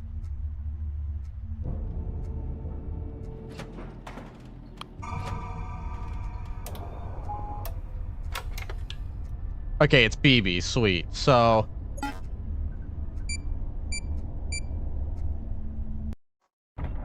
Ah, there we go. Investigation complete. Man, that took me 11 minutes to do. That's insane. I'm having a spicy Dorito.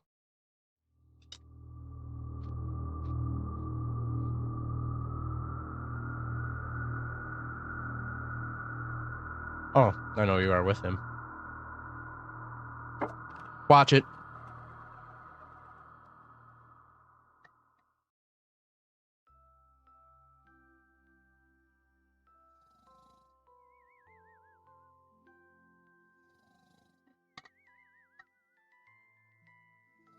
Me, Loki.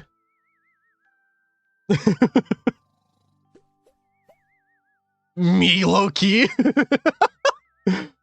In case y'all are wondering, I love pizza.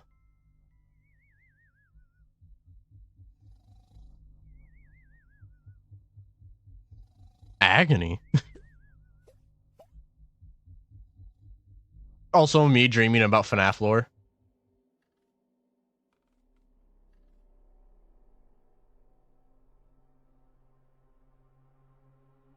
Is that a troll? There's a fucking troll face.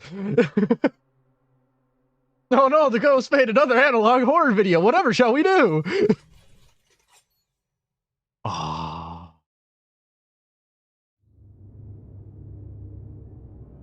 It's 11 at night. All right, Boom. You have a good one. You stay safe. All right. Have a good night. Night 5. Friday night. Last night of sanity. Mangle versus random paranormal investigator. 3, 2, 1, fight. All right. What's up, buddy? So, what's the plan? I say we take the ghost by surprise. We just need a way to get into the basement in secret. I'll cover that. I found an entryway into the basement long ago. I locked it up as soon as I found it. I'm sure the ghost knows it exists, so you must be cautious. I'll do my best. I'll finish up my investigation tonight, and we'll meet right back here tomorrow. Okay. Lullaby and good night with sweet roses, bed light. With sweet roses overhead. His sweet baby's wee bed. Lay thee down now and rest. Lay thy slumber be blessed.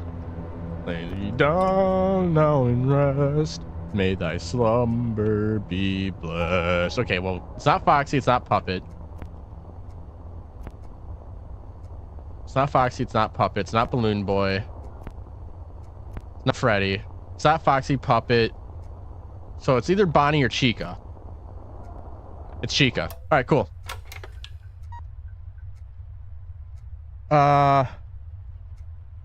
So yeah. We'll call Balloon Boy. Actually, we won't call Balloon Boy. We'll get through 1, 2, 3, 4, call Chica, then we'll call that Chica, then call Chica. The hello neighbor basement.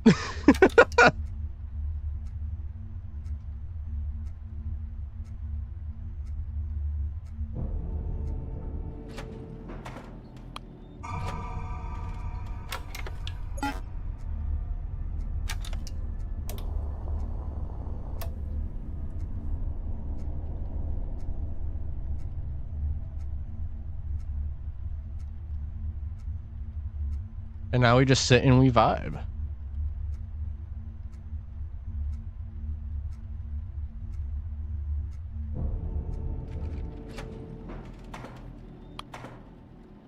God dang it. I keep doing that and I don't know why.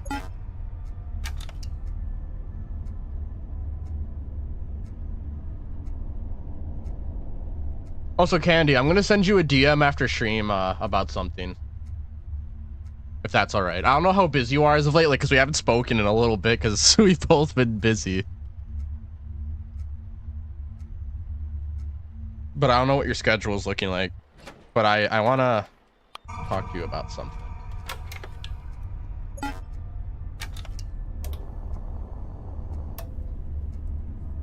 So yeah, you know it's Chica. So we repair Foxy, call that Chica, call Chica, and then if it's not Balloon Boy, call Balloon Boy right away again. And then, yeah. I think that's the plan.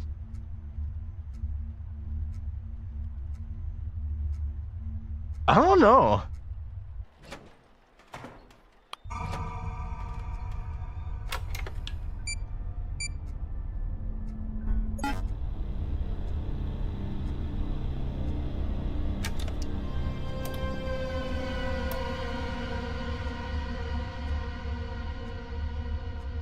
I went into the proverbial rabbit hole where I did check my DMs. Yes, the Birdman indeed has plans. I have many plans. Many plans. I'm trying to interact with everyone more again now that I'm not so dang busy. Let's check. BB. Nope.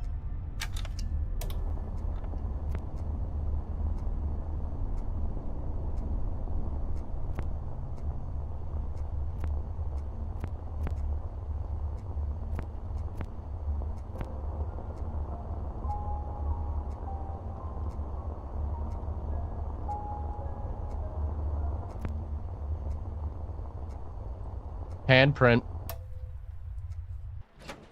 So that's what we're looking for, guys.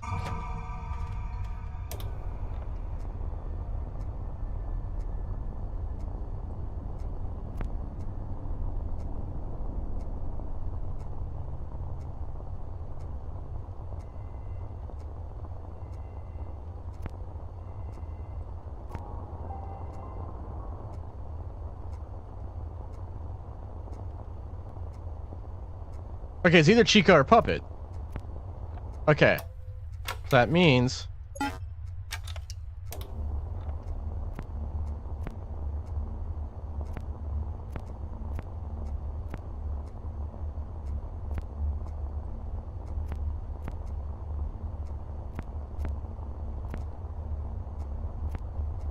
think it's Puppet. Let's see.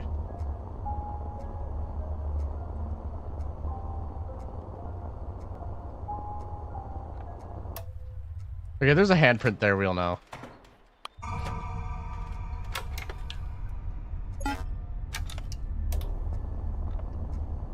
Okay, yeah, it's Puppet.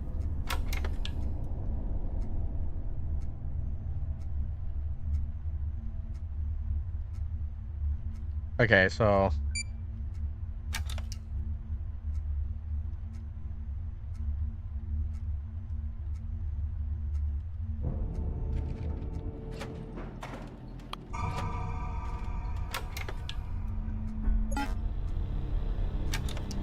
Okay, we need to call you, and then we need to rule out Foxy, like, instantly, so let's keep an eye on him.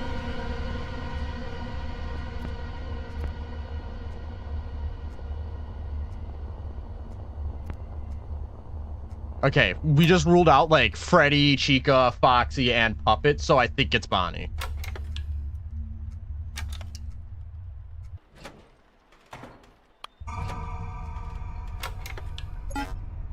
So, yeah. And then we need to repair Chica, and then we're good to go.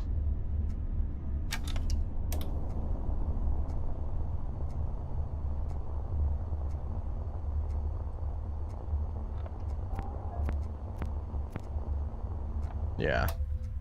It's Bonnie. For sure it's Bonnie. Like, there's no way it's not.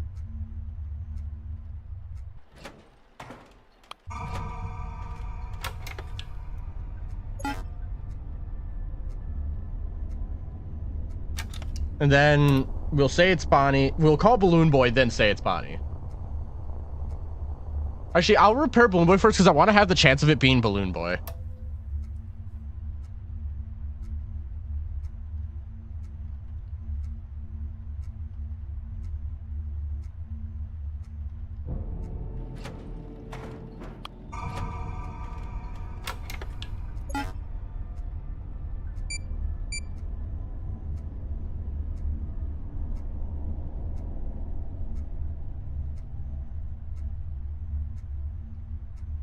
It's probably wise just to...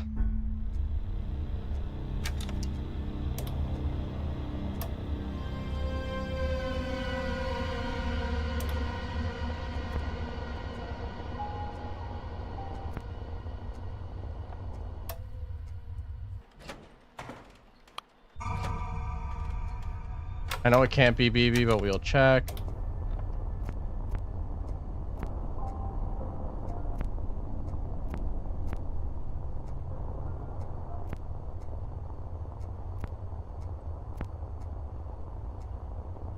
Okay, it's Bonnie again. We'll call you. So yeah, we need to repair you and then call that, and then we'll repair Puppet, and then we'll call that it's Bonnie and call Bonnie over.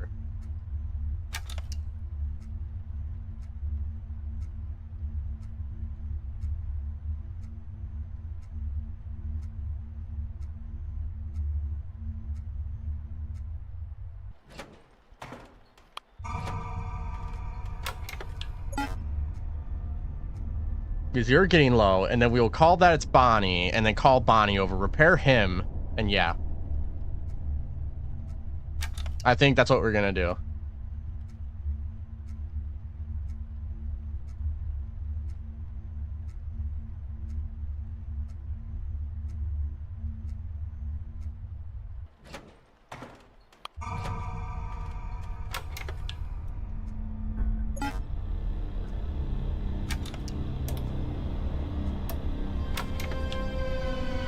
Okay, it's Balloon Boy. Okay, perfect. So then, yeah, we'll call over Foxy, then Chica, then we'll say it's Balloon Boy.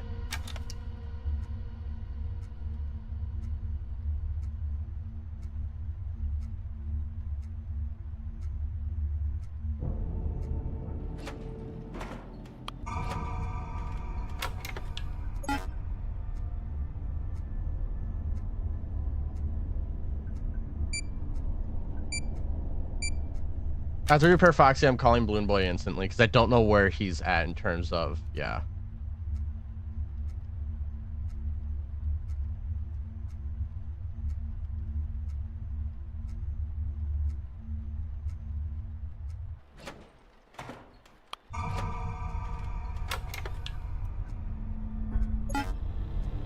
Okay, yeah.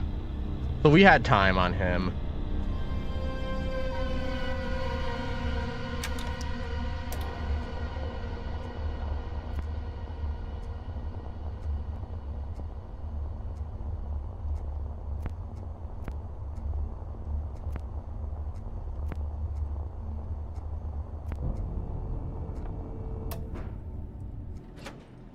Repair you. Call BB. Ooh. Freddy.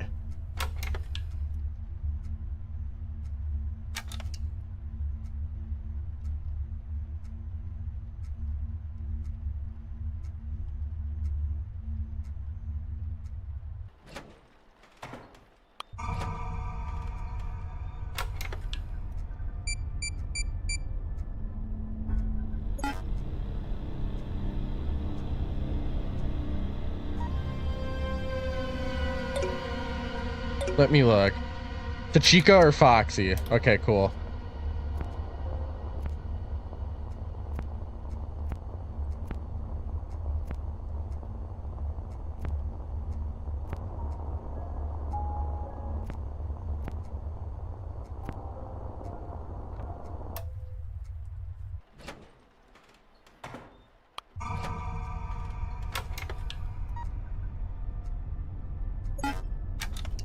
Chica or Foxy? It's Chica. There we go.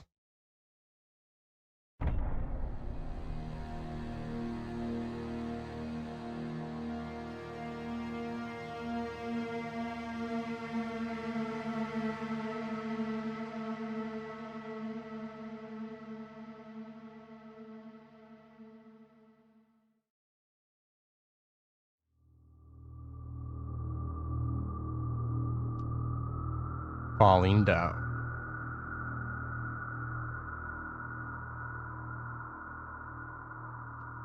Watch it.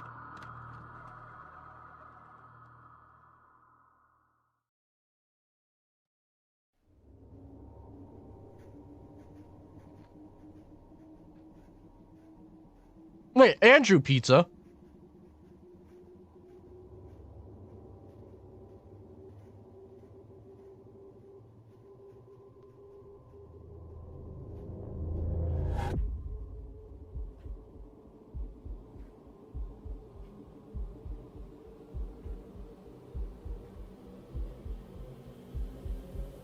That god was Curse of Dreadbear, not Call of Duty is wild.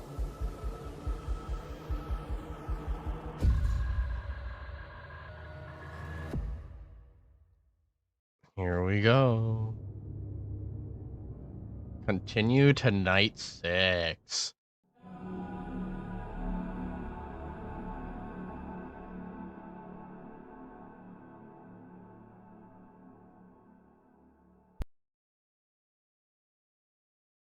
The Curse of Dreadbear Black Ops 87 is wild. Okay.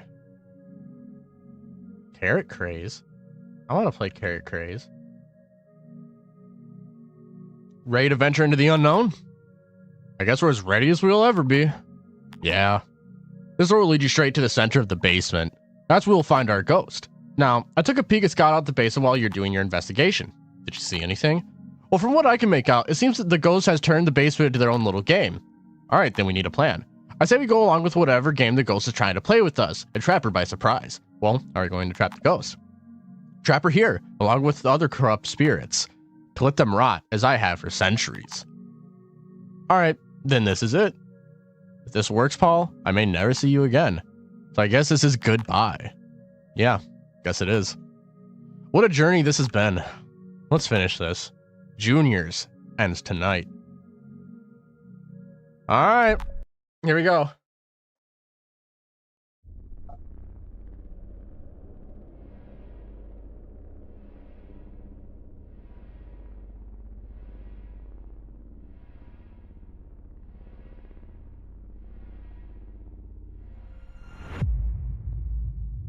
God, it's so cool, dude.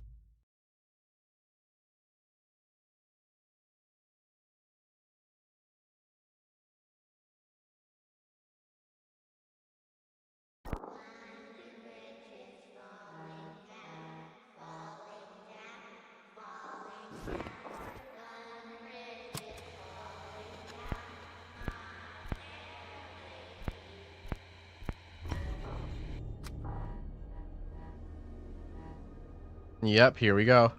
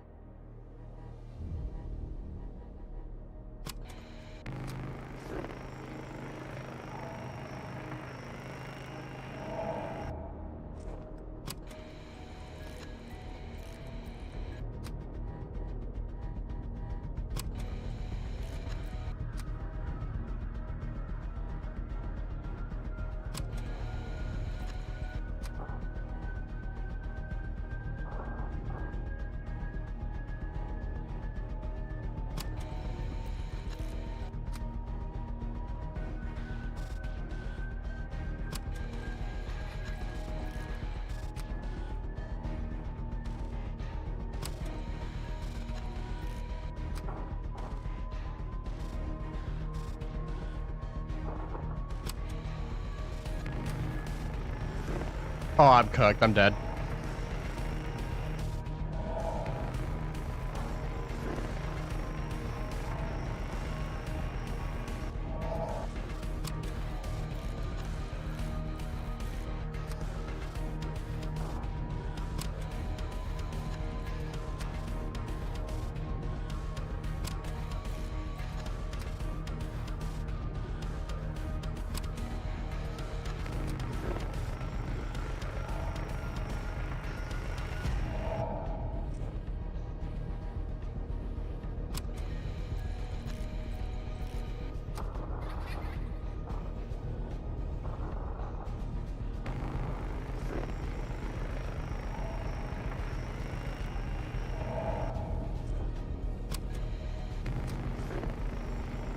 Oh, I'm dead.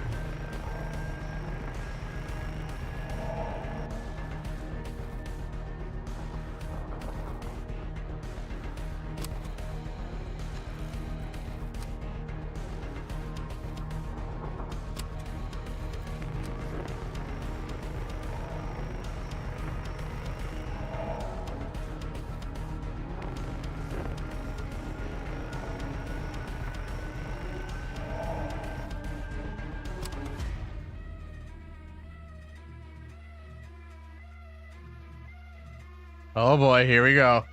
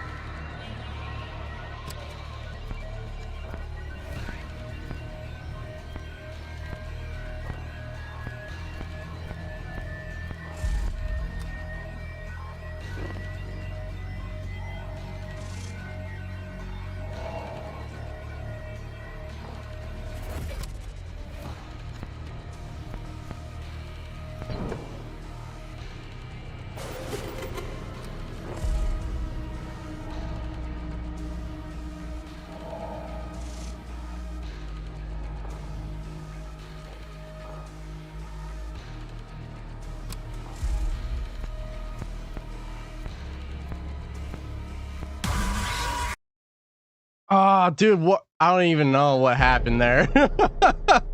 I'm not gonna lie, I am not in the mood for this. I'm not gonna lie. Hold on. Do I really want to do this right now? I don't really want to have to do basically 1020 mode on crack cocaine. Yeah, I'm a pass. I'm a pass. I'm sorry, I'm so hard passing there, dude. I just don't wanna.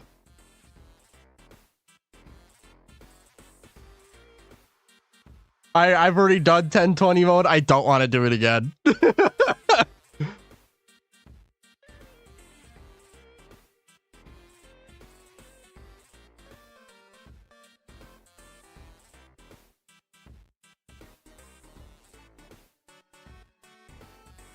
I'm just so not in the mood for it. I'm sorry.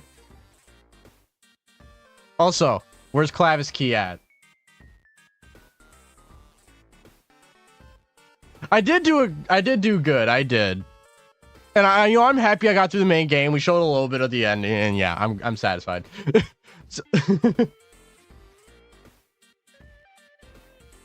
I'm just so not in the mood for 1020 mode again. I'm just not. I'm just not. So yeah, Clavis at 995. If you guys haven't subscribed to Clavis Key, go subscribe to him. You know what? I'll make it up to y'all. What do we want to do for the rest of the stream? Because I just don't feel like doing that again, where it literally just feels like 1020 mode again. I just don't feel like it.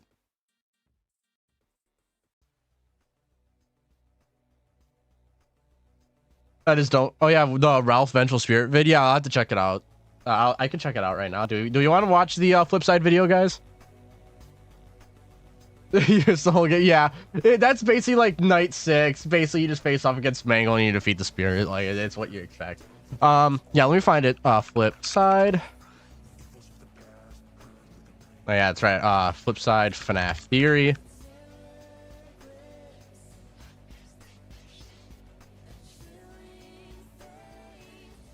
Okay, I'm pulling it up right now.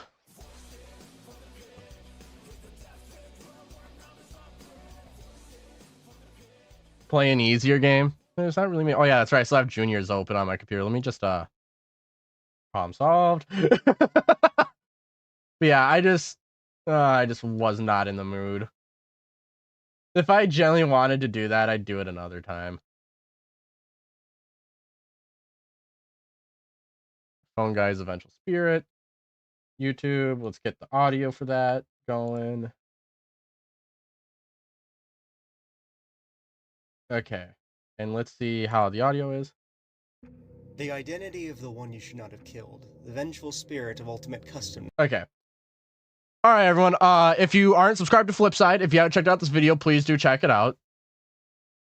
They posted this a month ago, actually. So yeah, let's take a look at it. Let's see how it holds up against my 14 theory. Ian Egger maybe 2 or maybe 2 live on stream. If I had a mask, I would, but I don't want to show my face. And you know, I will say it's live on stream right now why I don't want to show my face. The reason why I don't want to show my face, as egotistical as it may sound, I don't ever want to get like famous like through FNAF, like Dawko sizes or anything like that, and then have people walk up to me in public. I just don't want that. Like, I don't mind if like someone recognizes my voice or like a certain outfit, sure, but I don't want it to be like, you know, I go out to eat with my girlfriend or family and, you know, someone's like, hey, can I get like a picture or something? It's like, I just don't want that. That's literally the only reason I don't show my face. It's just is literally just in case I ever do get big. So yeah, let's watch it. Has been a long-going debate in the franchise for years. Some people think it's Cassidy, others think it's Andrew. Some even think it's David Murray. But today, I'm going to propose a new idea. One that I have not seen anyone ever consider as to the identity of the one you should not have killed. Hello? Hello? That's right. I'm proposing that the true identity of the one you should not have killed from Ultimate Custom Night is none other than the very first voice we ever hear in the entire series, Ralph, aka the Phone Guy. So what could lead me to think that Ralph could be the vengeful spirit? Yeah, what's your evidence, Flip? It all starts Flip? the week before the very first Five Nights at Freddy's game. In the week before, we meet Ralph, the Phone Guy, whose voice we hear throughout the entirety of the first 3 games. We find out many things about Ralph in this novel. We find out he has been working at Freddy's for so long that he can barely remember when he started, and he is a single father raising his daughter Capelia. We all know how this story goes. During Ralph's final week as a security guard for Freddy Fazbear's Pizza, he is killed during his shift and stuffed into an animatronic suit. But is that really all there is to Ralph's story? Whatever happened to Ralph? Where did he end up after his final shift? Well, heaven or hell. I think he might have ended up in none other than the golden Freddy suit inside Freddy Fazbear's Pizza. Don't believe me? Well, take a look at this ending in the week before, where it picks up right after Ralph's final phone call ends during FNAF 1. Ralph wakes up, but he can't move. Something is wrong. He realizes he's in some kind of repair shop behind the main stage. I'm okay, you wonder. Something smells bad. It might be you. It's me. Why can't you move your head? Your hands? I'm not okay. All your choices have led you here. You're out of options. The only thing you can do is wait. Ralph finds himself inside of an animatronic, but the interesting thing here is what he says upon realizing it. It's me, a phrase commonly associated with Golden Freddy. Yeah, but the book also associates it with, like, everyone. And when you go back to FNAF 1, you notice that, like, at Foxy's Cove, you can get It's Me. In the hallway where Chica and Freddy walk down, you can get It's Me. I think It's Me is less associated with Golden Freddy at this point, honestly. Like, that's genuinely where I'm at the moment. With the It's Me phrase, I don't think it's, like, a Golden Freddy thing anymore. I think it's more so just, like, a spirit thing. Like, if there's a spirit around, you'll get It's Me, which is why I find it so interesting that in Curse of Dreadbear we get an It's Me Easter egg, and it's very similar to the fact that, well, who appears in, like, later games. You have, you know, Tiger Rock, who's a spirit, you know, David's, you know, possessing, you know, the mimic and all that, you know, wacky, fun theories. So I that's what I feel like it is. I feel like it's just a signal that there's a spirit.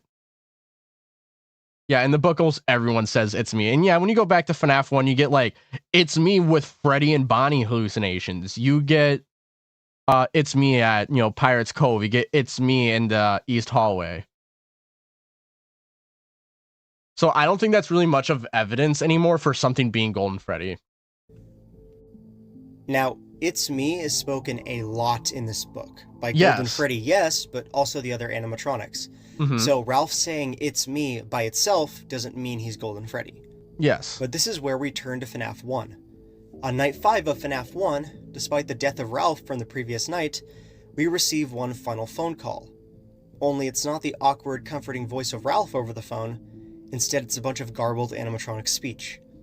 But within this garbled speech, we can hear a very specific sound.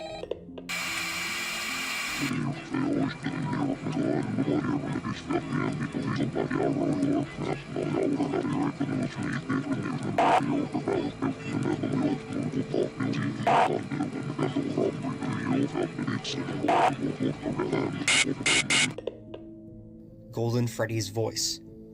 Well, you also hear the other animatronics too. There's no way to tell if that's specifically Golden Freddy's voice either. Because when Golden Freddy appears, he has like a little girl's laugh. Or like a really little kid's laugh. So I wouldn't necessarily say that's Golden Freddy's voice. I mean, it's very likely, but I wouldn't say for certain it's Golden Freddy's.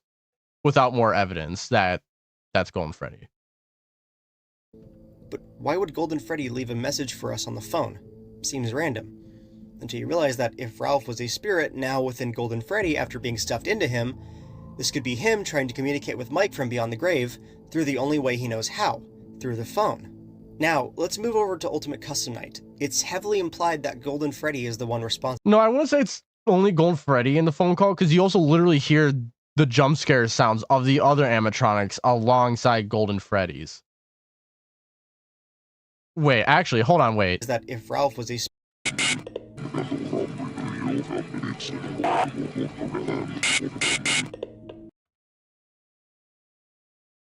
That's kind of interesting. You get 5 screams in that. The very last cutscene is of him twitching in a void. He's the only character that can't have the death coin used on him. And in the mobile port of the game, Golden Freddy is even displayed on the loading screen, further implying his importance. But now that we've established a connection between the characters of Ralph and Golden Freddy, I think this makes the character of the Vengeful Spirit a lot more interesting. Of course, one of the biggest questions that could come to mind when discussing Ralph possibly being the one you should not have killed was how could Ralph be considered a victim of William Afton? After all, he was killed by the animatronics, not William, right? Or was he? Let's take a look at the character roster for Ultimate Custom Night. Well, wait, hold on, wait, no. Phone guy being the Vengeful Spirit can't work, because the Vengeful Spirit's literally meant to be a little kid. That's literally what the, voice description of the Vengeful Spirit is a gender-neutral little kid. Actually, let's talk about the theme of this main menu first. Isoptrophobia, the fear of one's own reflection. This roster of characters in Ultimate Custom Night are all the sins of William Afton. His own dark deeds being reflected back at him in a form of vengeful spite for all the pain he caused over the years. So I think it's very interesting that in this roster full of characters meant to represent Afton's misdeeds, one of those characters is none other than the phone guy. Ralph being on this roster could imply that in some way, shape, or form, William Afton is responsible for the unfortunate death of the phone guy. But how could he be? Afton wasn't even around when Ralph died. In the week before, something interesting Ralph mentions is another employee he seems to have some kind of relationship with. A person Ralph calls Dave from Maintenance. Now, for some of you, the name Dave might raise some alarm bells in your head. As it should, because the name Dave has been used by one specific character in this franchise, William Afton. Yeah, I think what Flipside meant was it was the only character that you can use a death coin on and it doesn't work. I think that's what Flipside meant. In the Silver Eyes novel, William Afton, years after the missing children's incident, returns to work at Freddy's, pretending to be an employee under the alias Dave Miller. Considering Afton has a history of using aliases, both in the books and in the movie, and one of those names specifically being Dave, it could very well be possible that Dave from Maintenance is none other than William Afton, working under the guise of an employee. Something I want to touch on really quick is when it comes to Ralph's demise. It's heavily implied in the week before that Ralph isn't actually dead after the animatronics attack him. What do I mean by this? Well, when Ralph wakes up inside of the animatronic he's stuffed into, he comments that something smells bad, only to realize it's him, which at first glance could imply that he's literally dead. However, Ralph can't be dead, because he's still able to smell, meaning his nose is still working. He's still a human being, although he's probably in the process of dying, which might explain why he smells. And Ralph managing to initially survive getting stuffed into a suit actually lines up with what he says at the end of— Well, I do want to say yes and no.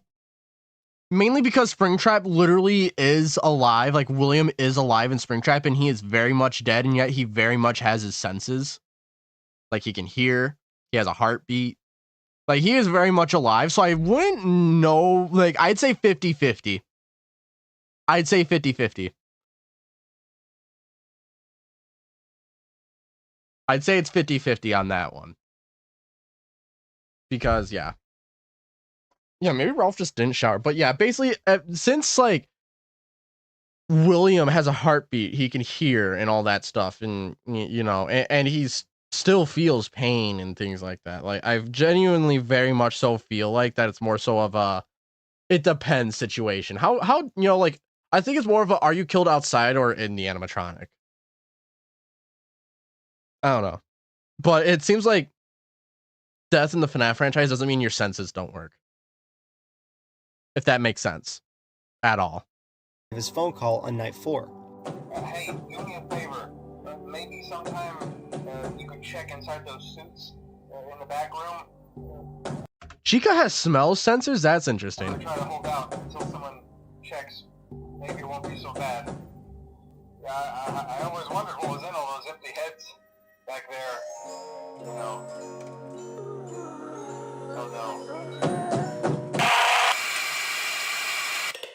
And as we read in the week before, the final line says that all Ralph can do now is wait, hoping somebody will come check on the suits and find him. He's doing his best to hold out hope that somebody will come and rescue him from the suit.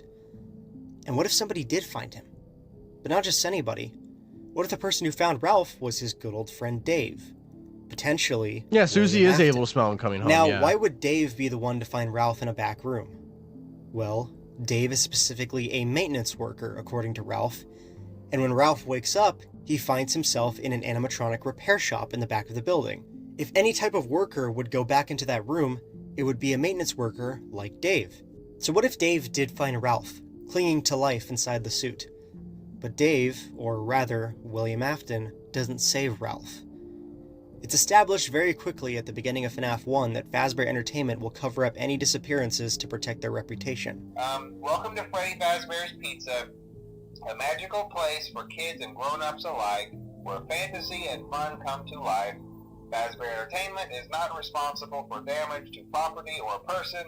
Upon discovering that damage or death has occurred, a missing person report will be filed within 90 days or as soon as property and premise. I do want to pause you here.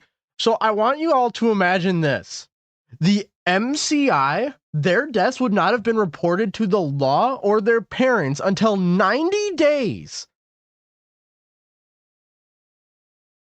So 3 months, their parents had to wait for a missing persons report to be filed unless they filed one themselves.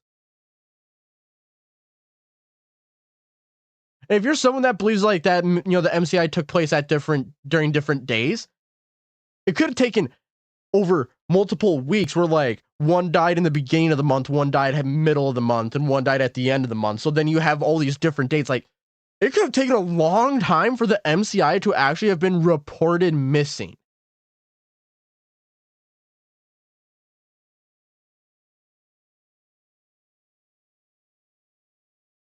Have been thoroughly cleaned and bleached, and the carpets have been replaced. Blah blah blah. So what if when Dave finds Ralph shoved into the golden Freddy suit inside the back room, instead of saving Ralph, he instead trips the spring locks inside the suit, causing them to crush Ralph within the suit, killing him completely.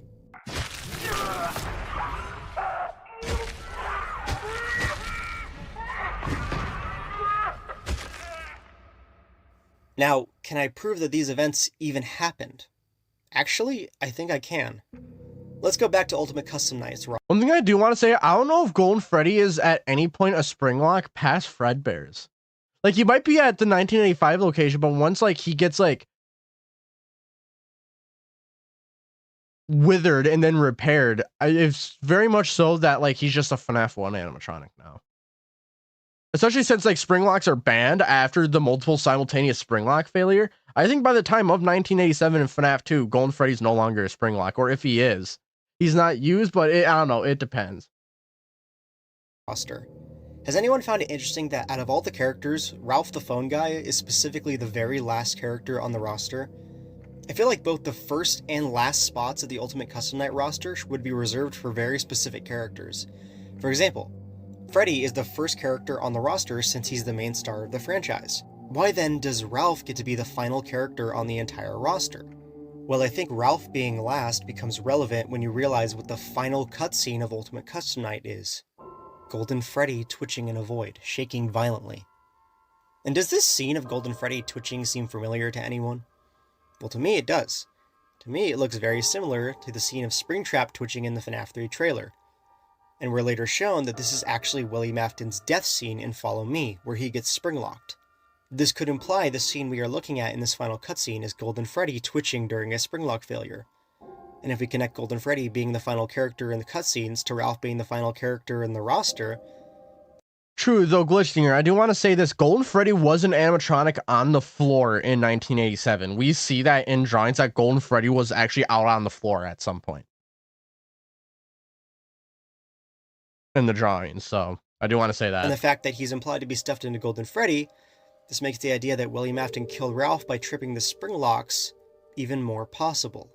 This scene is William being shown how he killed Ralph. The ultimate isoptrophobia. Ralph is literally mirroring William Afton, both shaking violently in a spring lock failure. And that's not all. Let's talk about some of the other things we learn about the one you should not have killed in Ultimate Custom Night. First, it's heavily implied by the dialogue in UCN that the vengeful spirit is male, which Ralph obviously fits that description. He's here and always watching, the one you shouldn't have killed. But more than that, it's implied that the torment that the vengeful spirit is inflicting on William is a torment that the spirit themselves is familiar with. This is how it feels, and you get to experience it over and over and over again, forever.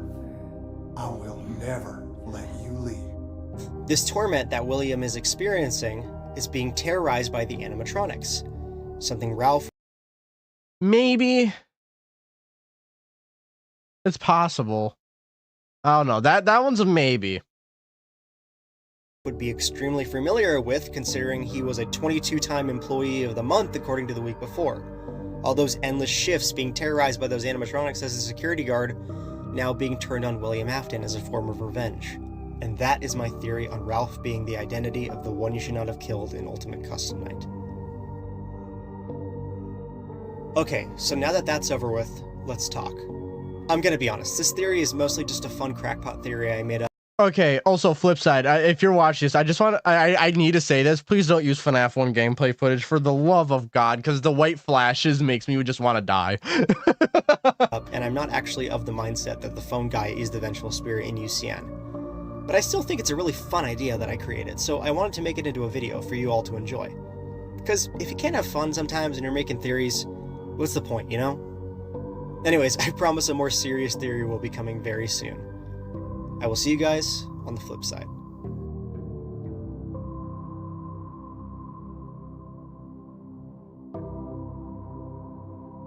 I'm just doing this to give him the watch time.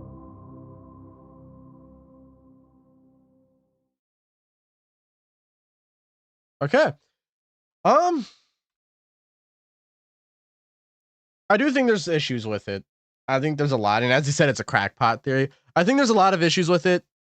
And like when I posted my recent video, a lot of people brought more evidence to the table for a bite victim, like a toy Chica saying, "You won't get tired of my voice, will you?" Which is a FNAF World voice line, which I made, you know, the point of, yeah, it's not Raven friendly.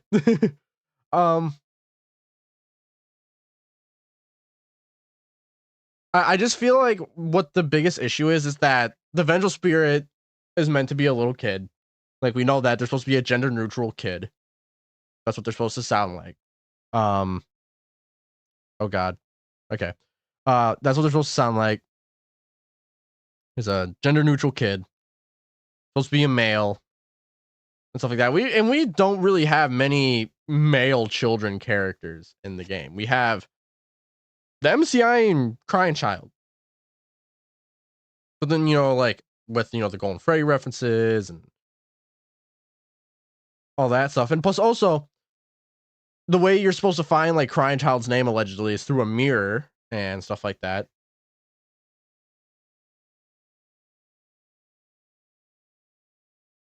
Oh, dude. Oh yeah, and also after watching Turbo's video, him saying that Green's from the fire from the one he should not have killed, in that Golden Freddy twitching cutscene, you can hear a fire blazing in the background still.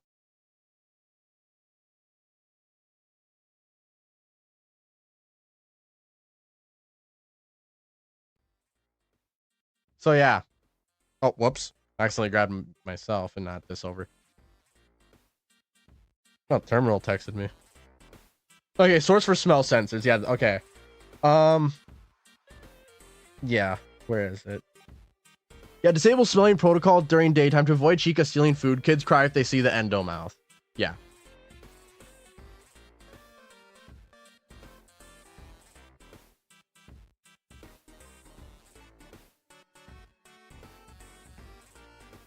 I need to watch. You know what, Clavis? Should we watch Friendship Theory? I haven't been able to watch a bunch of people's theories, so honestly, should I do a live stream where I just get around to watching a bunch of people's theories? I already watched TD's God David because I was there like proof watching it before he released it with him. So, and there was something in the original cut that he missed, and I can't say what it was on stream, but I'll gladly say it like anywhere else.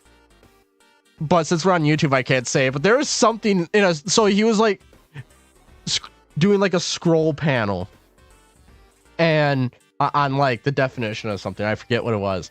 And there was something about a very specific group from World War II. Lots of talk about it, like because there was a book advertisement that went on for like a paragraph, and it said words that YouTube doesn't very like, you know, like that much.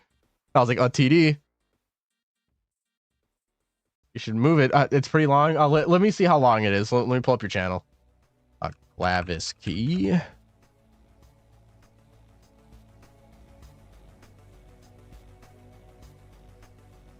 "45 minutes. Oh my God. And it's already 5 p.m. Okay, okay. You know what, Clavis? I will watch that in another stream at some point. Deal?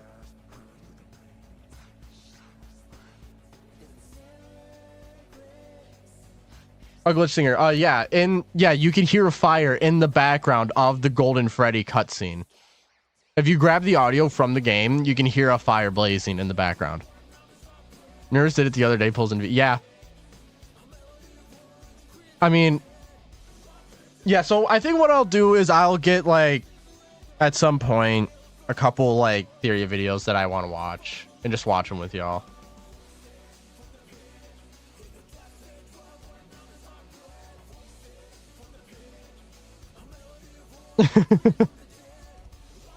All right, sounds good.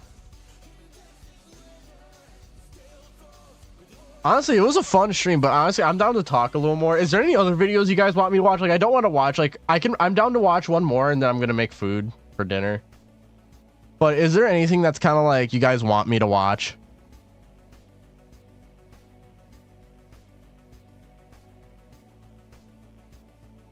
Any theory videos out there?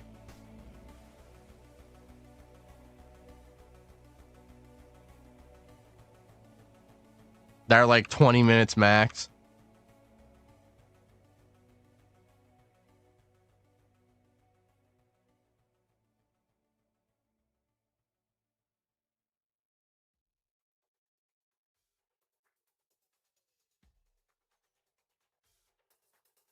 I was gonna say, where's the music? It was starting to worry me, I'm not gonna lie.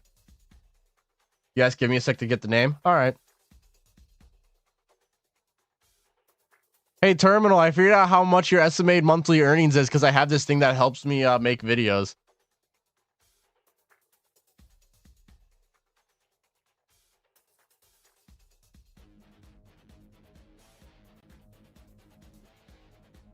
Wait a minute. This isn't right.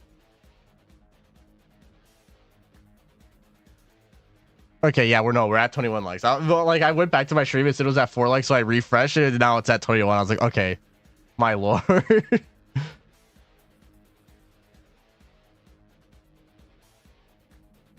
There's this video where someone claims mayonnaise solves FNAF. You could watch that. Yeah, that's me. I made that video, Glitch Singer. I made that video. Because I got paid $100 from chat to make it. I refuse to ever do another video like that because it's just not good for algorithm. Oh, it's most certainly wrong. I solved Fazgoo with it, though. But seriously. It's... I'm honestly really happy with where I'm at in content creation, and I've been trying to branch out more, a lot more.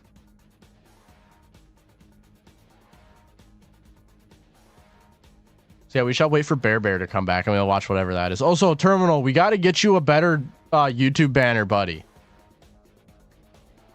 I know a guy, his name's Fredden. When Loaf Theory, never. Terminal, buddy, we got to get you a better one. I know a guy. His name is Fredden. He'll make you one for like 20 to 30 bucks. It's a great investment. Makes it look really professional. I'm going to do it.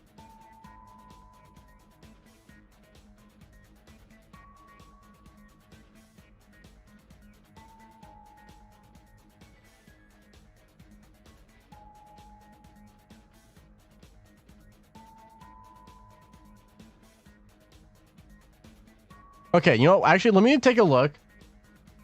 Fazgoo, the Big Mac sauce of Faz burgers. Have you heard the 14th tier? I know it sounds really funny. It actually has some merit. No, I never heard of it. Who made it?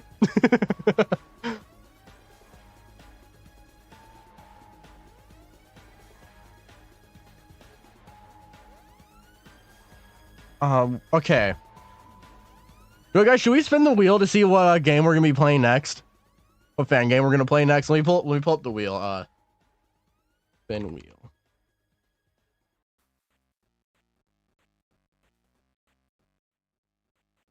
I know it's this. Or no, it's this. Okay. So we have Five Nights at Friedrich's, Five Nights at Candy's, Joy of Creation Remastered, and Five Nights at Frick Bears. So let's see what our next one is gonna be. Yes, I was just looking at your channel. Please be Frick Bears. No, I hate Five Nights at Candy's. Like, I don't mind the first game. I like the first game. I hate the second. I hate the third. You're not gonna make me play the third.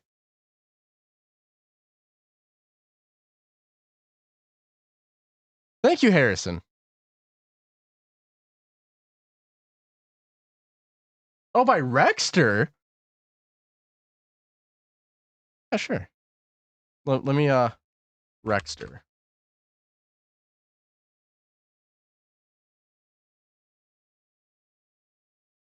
Okay, so... Okay, someone tells me I'm just gonna have to literally search up. Okay, I'm copying... Okay, why can Fox see you in FNAF 2?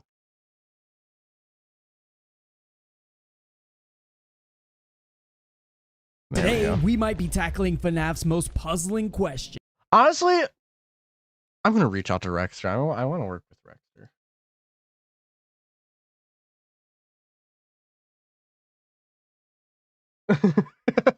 We're made with child labor. Okay, let's watch it. Why can Foxy see through the FNAF 2 mask? If you've played FNAF 2, you know the struggle. You put on that empty Freddy mask to fool the animatronics, and it works like a charm on most of them. But Foxy? Nope. Our favorite pirate Fox. Yeah, I've been there. Foxy will stare right into your soul and attack you anyways. Now, The question is, did Scott add this? Okay, there's 3 characters in FNAF 2 that I absolutely hate. All right, and this is like in the ranking of like top 1 to 3. Toy Bonnie is first, Marionette is second, and Withered Foxy is third. Those 3 are the most annoying dudes in the world. The rest are fine. The rest are A-okay. Toy Bonnie, Puppet, and Withered Foxy are the most annoying characters in FNAF 2, and there's nothing you can do to change my mind. just to make the game a little bit harder? Or is there a deeper reason behind it? In this video, we're going to explore the factual information from the FNAF franchise and the most compelling theories to unravel why Foxy isn't fooled by our mask. So sit back, relax, grab your popcorn and a drink. You know what, Rexer, if for whatever reason you watch this, I need to ask you, why is the gameplay zoomed in? Just thought I'd ask. All right, Terminal, stay safe going on your trip. Thank you for hopping in. Let's go ahead and dive in. So the first thing we want to cover is a quick recap for context as to what happens in FNAF 2. In the game, we play as Jerry Fitzgerald. Okay, I'm not even joking. There's only 2 types of FNAF players, okay? This isn't juniors. We already played it, Jerikai. We're already done with it. Okay, so here's the deal. With FNAF, there's 2 FNAF players. Those who have played and 100%ed FNAF 2, and those who haven't. Those who have absolutely hate those 3 characters I just mentioned. The ones who haven't love those characters, and that's how you can tell who has played FNAF 2 and 100%ed it, and who hasn't. Gerald, a security guard watching over Freddy Fazbear's Pizza in 1987. Unlike the first game, there are no security doors to slam shut. Instead, you're given an empty Freddy Fazbear head, basically something goofy to put on for whatever reason the animatronics don't think, even though you have a night guard body, that you are one of the animatronics. It's basically a spare animatronic mask, and whenever an animatronic enters into the office, it's the ideal way of getting rid of them. The idea is that by putting on the mask, you trick the animatronics into thinking you're just another fellow Freddy. You know, I do want to say this. I find it very interesting that Foxy can see through the mask, and then Roxy has special eyes that lets you see through walls and see Vanny. I do want to say that. I find that very interesting.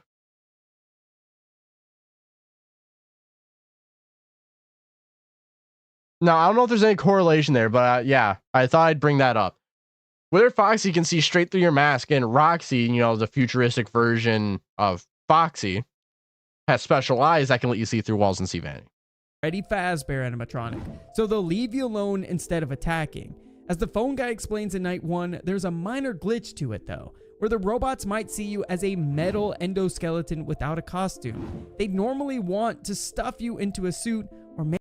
There's 3 types of FNAF players: Furious, Furries, and DJ Sturf.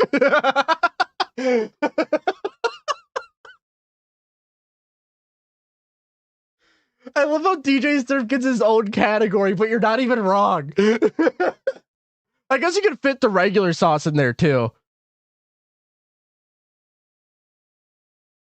Yeah, Rexer is the brother to Fusion Z Gamer. Maybe stuff some... I know that because I'm a huge fan.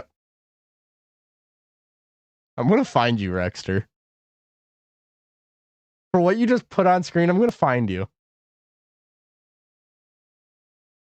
I'm gonna be under your bed. Thing inside of you, but in this case, they decide you are one of them. Essentially, the mask is your main line of defense. If something wanders into your office, you throw on the Freddy mask and bada bing, bada boom, they should be fooled and wander out of the room. And for the most part, this seems to work. The toy animatronics like Toy Freddy, Toy Chica, Toy Bonnie, and even some of the older withered animatronics like Wither Freddy, Bonnie, and Chica will pause, they look at you kind of goofily, and then they get confused and eventually they end up leaving. If you flash the mask on at the right time, everything seems to work out in your favor. Even Balloon Boy will be deterred by the mask, even though he's the worst absolute animatronic in the whole wide world, but don't even get me started on that. Back. Thank you, Rexter. Now, he's annoying if you let him get in the office, but that's very rare to happen in FNAF 2 if you know what you're doing, so. I mean, okay, how does DJ Surf play FNAF games in such a way that makes him have his own category? Please tell me. The Sonic jump scare was surprising. It really was. To this, the mask is a lifesaver, except in 2 notable cases. Foxy and the puppet, which is the marionette, which is actually Charlotte. Okay, you know what I mean. Those 2 are completely unfooled by Freddy's disguise. No matter how quick you are with the mask, Withered Foxy will just charge into the room and jump scare you if you don't use any other means, which is basically flashing him when he's in the hallway in front of you. And the puppet, if you let the music box wind down, it's game over. The mask won't stop the puppet from leaping at you, and we'll touch on why the puppet does that later for anybody who doesn't know the full lore of FNAF, but our focus today is Foxy. Why is Foxy the pirate so special that the old Freddy mask doesn't trick him like the other animatronics? From a gameplay standpoint, it's clear that Scott Cawthon wanted Foxy to be a unique threat. Well, actually, I do have a reason for this. In FNAF 2, in one of the phone calls, Withered Foxy was on the floor of the restaurant, but the reason why they, removed him from the floor was because he was too creepy to kids. So I think he did get some upgrades, but not fully finished. I think one of those upgrades could have been specialized, but there's no evidence for that at all. Other animatronic has a direct countermeasure. But the reason why, Mangle or Toy Foxy, or technically Funtime Foxy, but you get the point. I'm just going to say Toy Foxy for the easier simplicity of it. That's why Toy Foxy was made, and then later turned into Mangle, was because Withered Foxy was too creepy for the kids. Right? So the mask, the music box, but Foxy, he introduces the flashlight mechanic, and it kind of works for him and him only. Basically, when Foxy appears at the end of the hallway in front of your office, the only way to ward him off is by flashing your flashlight at him repeatedly. The phone calls even explicitly warn you about this, and on night 2, the phone guy says, "Oh yeah, Foxy. Hey, listen. That one was always a bit twitchy.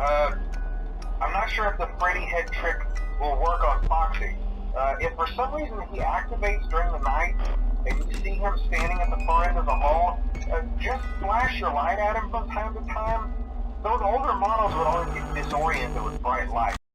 Foxy seemed pretty beloved in the universe, but you also have to understand that this is a kids restaurant, so the employees could have loved him. But imagine you're a kid going to a Chuck E. Cheese and you have you have Chucky, you have Helen Chicken, and you have what the other thing is, Mr. Munch. But then you just have this creepy, old, and decrepit, withered fox in the corner. I wouldn't go anywhere near that thing as a kid.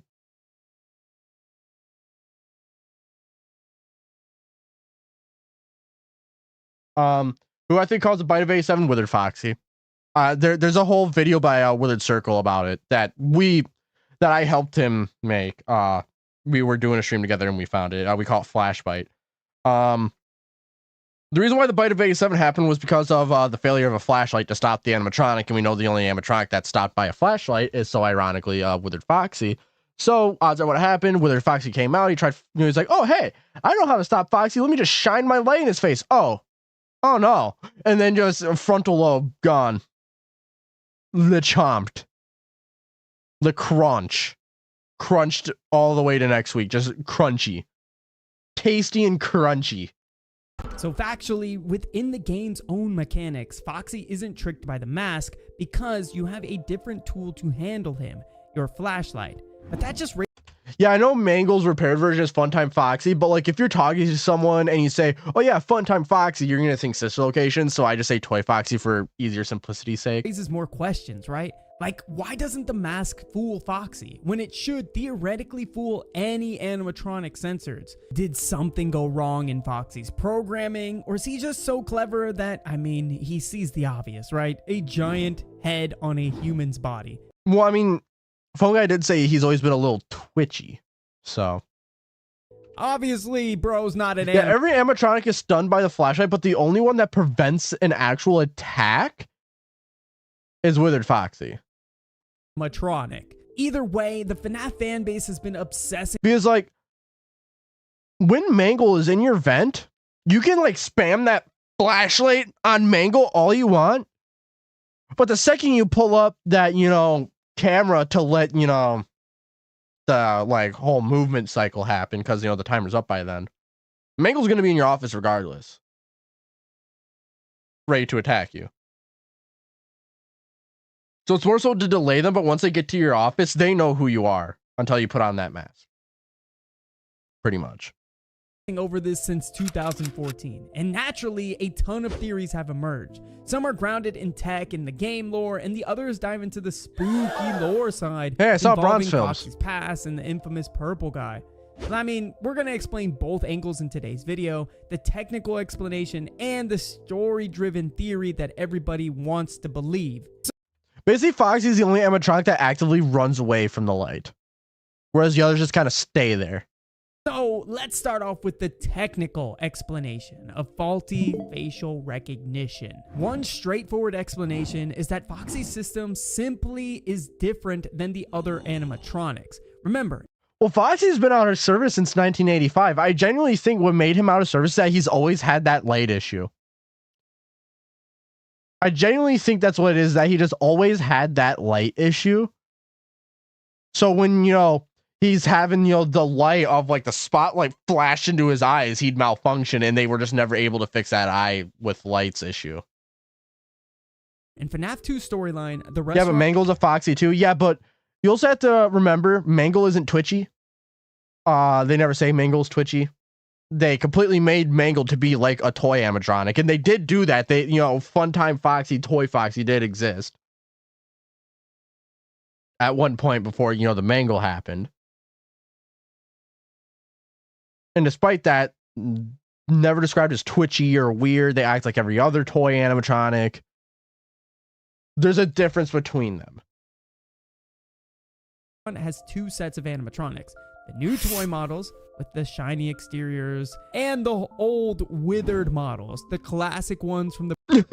I'm sorry, dude. What is Chica? All right. previous location now are out of service and obviously worn down. So the company had spent a small fortune on the new toy animatronics, giving them facial recognition software tied into the criminal database.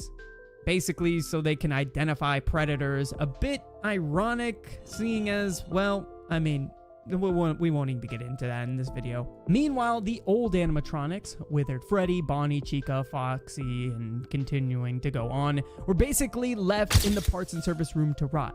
They were just used for parts. And Phone Guy mentions that they even started retrofitting them with some of the newer technology, like the facial recognition. But they gave up because the old animatronics were just so ugly, you know, and the smell. In the end, they scrapped the old ones in favor of the toy animatronics. According to the FNAF 2 canon, the company tried to repair and upgrade the old animatronics with the new software, including that facial recognition, but didn't complete the job. The Five Nights at Freddy's 2 section of Foxy's backstory confirms that the company tried to repair Foxy and the others, fitting them with facial recognition software, but they were deemed ugly, so they were left for spare parts and replaced. And to add on to that, Foxy had to have been the one farthest along in that, considering he was let out onto the floor of the restaurant where the others weren't. So Withered Foxy was definitely the furthest along in like this retrofitting with like the new technology by the counterpart. So it's very possible that Foxy never got the proper facial recognition upgrade that the others did. Withered Freddy, Bonnie, and Chica might have gotten far enough in the retrofit process that the Freddy head tricks works on them because they were fit for the facial recognition. And they just decided to scrap those animatronics before they got to Foxy. In fact, one fan theory suggests that because the restaurant introduced Mangle to replace Foxy in Kids Cove, they didn't bother upgrading the original Foxy at all. As one of the fans put it, Foxy was never upgraded with facial recognition in the FNAF 2 location.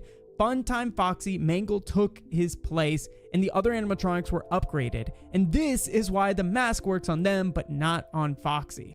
I could see that, but it's weird that then you'd have Toy Freddy, Toy Bonnie, Toy Chica all out on the floor with their facial recognition, and just be like, all right, let's get the one that doesn't have any facial recognition and slap them out there. If Foxy...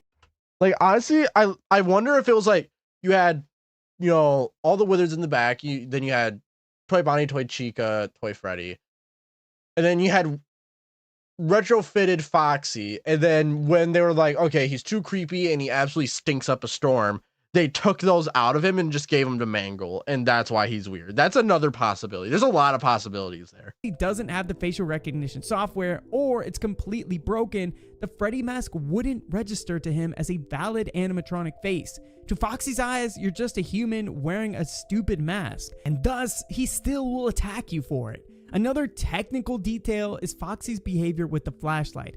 It also hints that his optics are peculiar in comparison to the other animatronics. Phone Guy calls Foxy twitchy, and that it might disorient him into a system restart. On the programming side, you can imagine that Foxy's friend or foe recognition system is glitched. The theory here is that Foxy's sensors might be default to seeing humans unless proven otherwise. Normally, the Freddy mask is supposed to prove to the animatronics that you're one of them by showing them an animatronic face. But if Foxy's sensor or AI is busted, he cannot properly detect the mask as a friendly face at all. One fan of a forum describes it like this: Foxy's animatronic detector is broken, so if he sees you, it will scan you as a human. He can't scan for animatronic signals, so he attacks you. That would neatly explain it.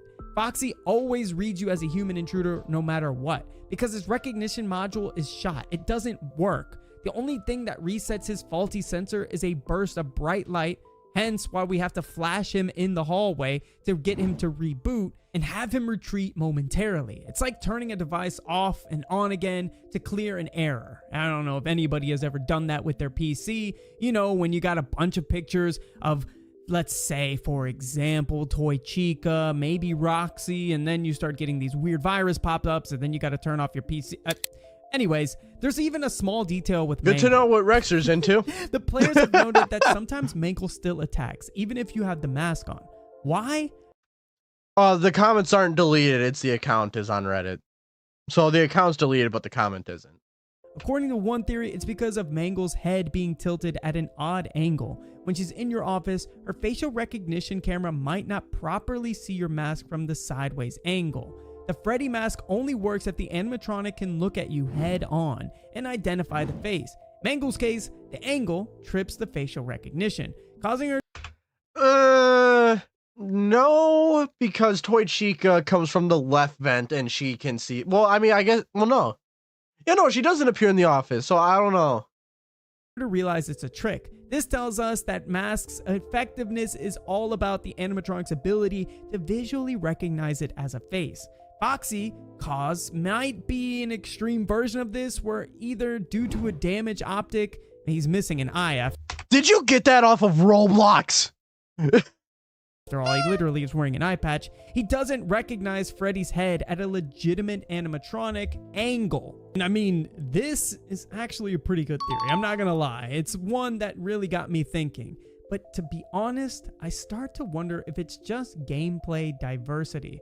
From a game design perspective, Foxy not being fooled by the mask was just a way to force the player to juggle 2 to 3 different styles of defense mechanics, right? Like, adding the mask was such a unique concept in comparison to FNAF 1, but then you throw in the flashlight, and on top of that, you also have to do other tasks like wind up the music box. This is just to add a little bit more difficulty to the game, so you're not just feeling like you're doing the same thing from night to night, from game to game. It was Scott's way of just making it more intense, more fun, and of course more challenging. But hey, I promise, so we're gonna go into more of a theory side of this, and that's that Foxy remembers the killer and knows a disguise when he sees one. So I guess here's where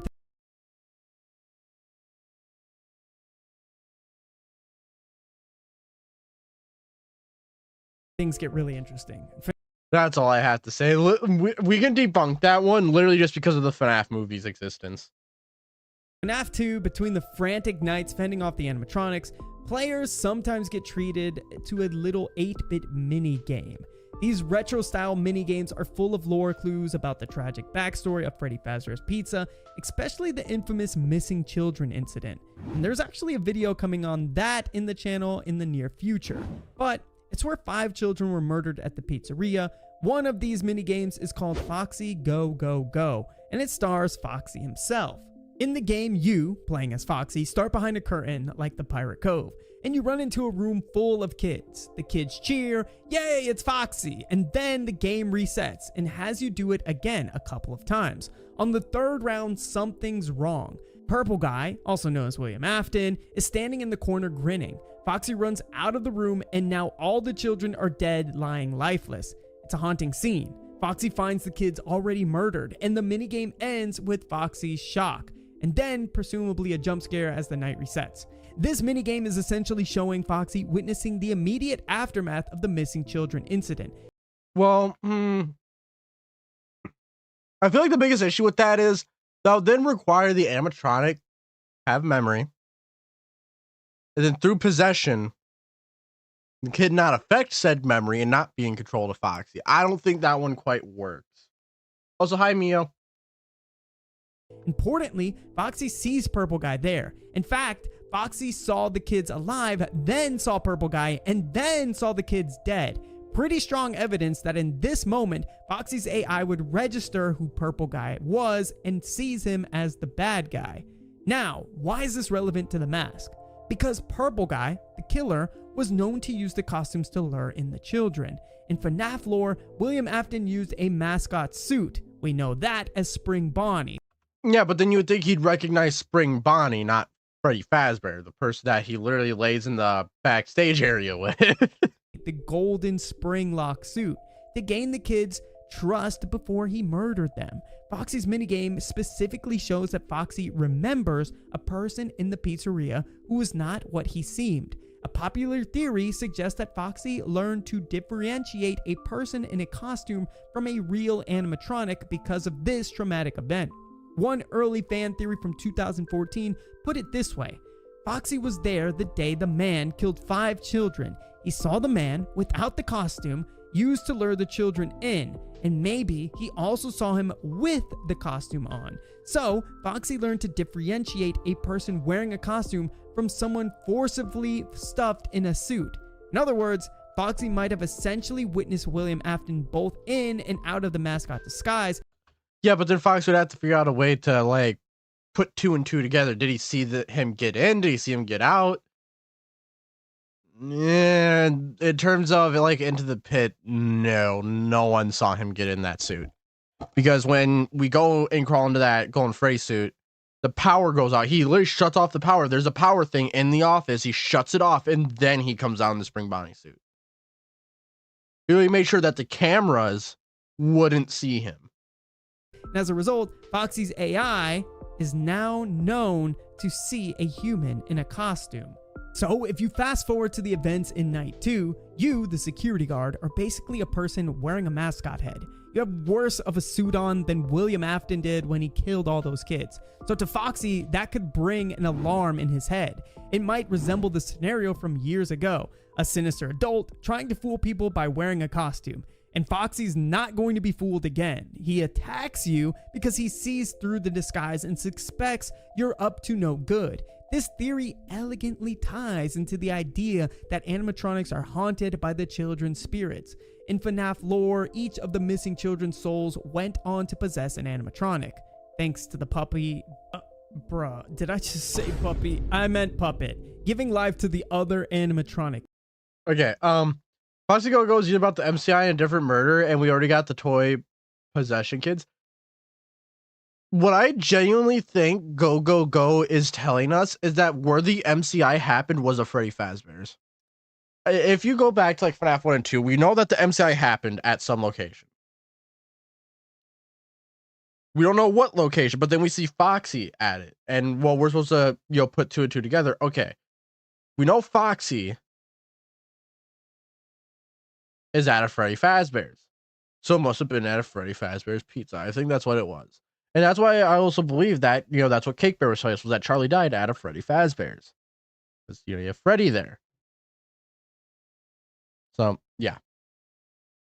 Suits. And also, what is Glamrock Freddy's purpose in Security Breach? He literally has a stomach hatch to hand out cakes. Which is something Cake Bear does when Charlie dies. A little fun, interesting fact there for you. Well, this is what I think happened. When Jeremy took the job as the night guard in FNAF 2, the spirit inside of Foxy obviously recognized him and then went after him, mask or no mask. This lore theory also ties into why the puppet and Foxy are the only ones not fooled. Both have a So what you're saying is that Jeremy is William. direct connection to the tragedy. The puppet was Charlotte, and she was the first victim and gave life to the others. Extremely Sadly, that's not aware, true anymore. possibly even guiding the animatronics. Foxy witnessed the crime, and thus he's enlightened to the method of deception. Both are in a sense special cases among the animatronics. Meanwhile, the other animatronics, which are Freddy, Bonnie, Chica, etc., are more or less blindly following their programming. They see a person, attack, they see a Freddy mask, oh, that must just be Freddy, even though I'm also Freddy. And anyways, they leave. They don't question it. Foxy does question it. Foxy's like, hang on a second, Freddy's not supposed to be holding a flashlight and wearing a night guard outfit from the bottom half. And what happened to your head? Why is it so much big? Anyways, he's cunning. It kicks in and then he charges, trying to save himself and the other children. To sum up this theory in one dramatic line, Foxy sees through your mask because he literally... To answer your question, Clavis, it's literally the same as what it is in the FNAF 1 movie. They don't know who their killer is. You know, I think the answer is just as simple as I think that's what the whole FNAF 1 movie was meant to tell us. They don't know who their killer is.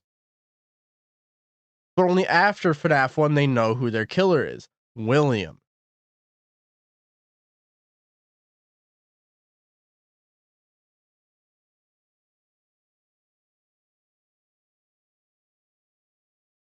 he saw through the killer's disguise years ago. The trauma of that event burned into his being, making him the vigilant pirate fox who wouldn't be tricked by the same ruse twice. But then this had me wondering, why doesn't Foxy attack, let's say, Freddy or Bonnie, if he assumes that even if you're wearing a costume, you could be hostile? And I personally think it's because he's registered these animatronics in his system as his friends. He recognizes the Freddy costume, the Bonnie animatronic suit, the Chica animatronic suit, because these are all previous animatronics that he once... I don't think Jeremy is William. Through this theory, what he's saying is that Jeremy is William, and I don't think that's the case. I don't. saw. So because William's the day shift guard who ends up getting fired. He's not going to lunge at withered Freddy or Bonnie because he knows them by other means. But this guard in a mask, seeing as he only has the Freddy head and not the rest of the suit on, that's why he would attack them. Now, I would like to bring up that Scott Cawthon has never explicitly confirmed this lore, or said this is why Foxy ignores the mask. The question has lived purely in a realm of inference and theory, and the factual elements we do have are that the phone guy's dialogue about the whole mask probably won't work on Foxy and you have to use the flashlight, and the minigame where Foxy sees Purple Guy are the only true parts of this that we can pretty much piece together. Everything else is pieced together by fans trying to reconcile those facts. But if you ask me, in a world where we can give the most simple, built-out, universal answer, well, the reason Foxy can see you through the mask is because he's just built differently. Foxy's either missing the tech upgrade that the other animatronics have, which is why Freddy and the other animatronics don't see you as a threat, and on top of that, Foxy may carry the memory of a past trauma, and he witnessed a man in costume do something. Yeah, that wouldn't explain why Foxy's different from the rest, because then the other animatronics would also be able to know. And then that also completely defeats the purpose of, you know, what we know about the animatronics going up to FNAF 1 is that they don't know who their killer is. And that's why they're fooled in the FNAF 1 movie, is because, like, they don't know who their killer is. They know they have a killer, but they think that their killer is actually a happy-go-lucky fun rabbit man. Terrible. And now he doesn't trust anyone else. This makes Foxy uniquely perceptive. He basically... So actually, in reality, what the mask should do is make them actually really docile towards you rather than aggressive. But the reason why is because you're not wearing a Spring Bonnie mask. But then it also makes the other animatronics docile, but not Foxy. Why is that? Well, I find it interesting that, you know, Roxy has, you know, eyes that can let you see through walls. And Foxy just so happens to have eyes that lets him see through the mask. Basically calls you out and says you're not the real Freddy Fazbear, and then he'll lunge at you regardless of you're wearing the mask or not. Meanwhile, everyone else is tricked by your quick cosplay attempt. Out of a universe, Foxy's immunity to the mask serves to keep the gameplay challenging, varied, and giving us more than one thing to worry about in these tense FNAF 2 nights. The mix and combination of factual game lore and the creative theories makes Foxy's behavior one of the most classic FNAF mysteries that enrich the whole FNAF lore experience. It's not just a random gameplay quirk. It feels like it was purposely put into the game to start the beginning of all of the theories and lores that Scott has purposely put into his games to make them live on. Yeah, they would.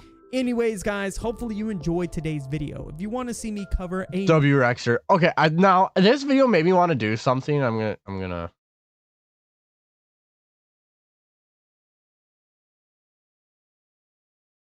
Okay.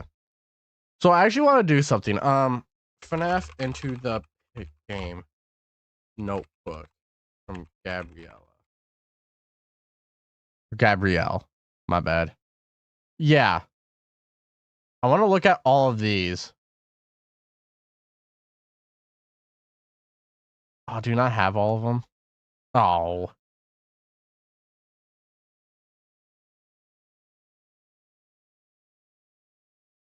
Maybe it's on the FNAF wiki. Let's see.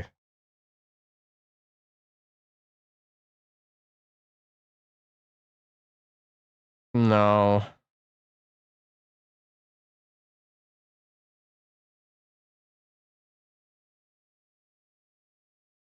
Do you have all of them? I think you do. Okay, you know what? Sure.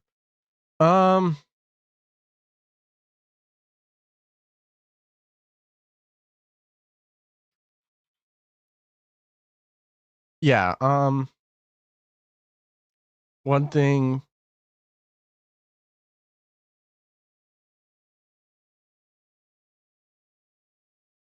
Okay. So, like, what I'm getting is that, Glamrock Freddy gives cake, which is equal to Cake Bear, right? Glamrock Freddy gives cake.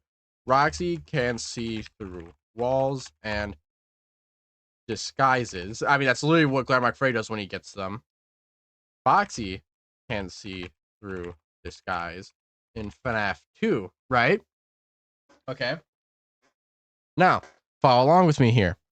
Glamrock Chica eats and steals food. What does Chica do? And in the page about her, I know Terminal sent it to me, but we just saw it a second ago. Same spelling protocol during daytime to avoid Chica stealing food. Kids cry if they see the endomouth. Well, Chica eats and steals food. They do the exact same thing, right?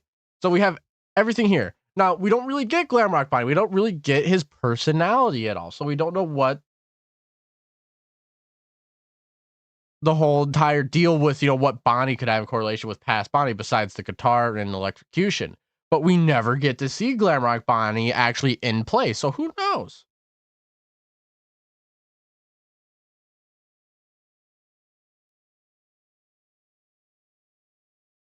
So we know that what these Glamrocks have as cool abilities corresponds to what they were in the past at some point or another. 1985 location, Chica was eating and stealing food. Now Glamrock Chica is eating and stealing food. Back in 1987, Foxy was seen through the guard's mask in FNAF 2. In the future, Roxy can now see through walls and disguises. Back at where Charlie died in 1987, Cake Bear was handing out cake. And what can Glamrock Freddy do in the future? He gives kids cake.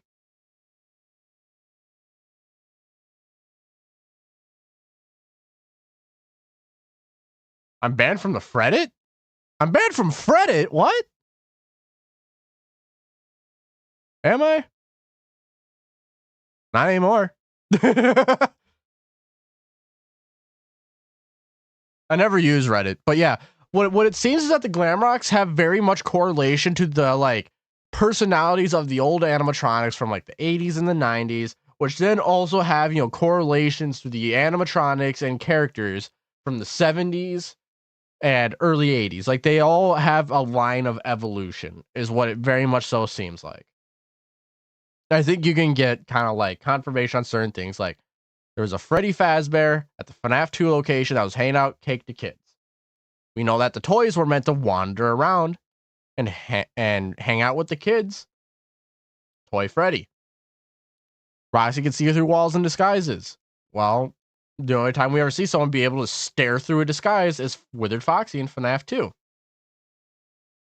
Glamrock Chica eats and steals food. Apparently, Chica in 1985 was eating and stealing food because of the smell sensors.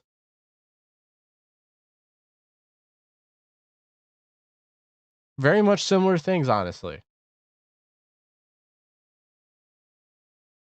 There seems to be like an evolution of, you know, like you had Roxy, then Foxy, then back to Roxy.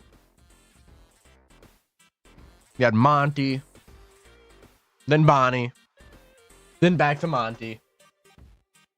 But you always had Freddy, and you always had Chica. Chica was always obsessed with food. The Glam Freddy one? How does that sound like a stretch? Glamrock Freddy literally hands out cake. He says that his stomach hatch is where he meant to store cakes, and even in Help Wanted 2, he has a cake in his stomach to give to Timmy. Well, I want to look really quick at the Fredbear posters. Fredbear posters. Like, is he ever, like, shown with a cake in any of these? No, he's not, which is annoying. Alrighty, phone guy. You have a good one. Peace out, man. Stay safe.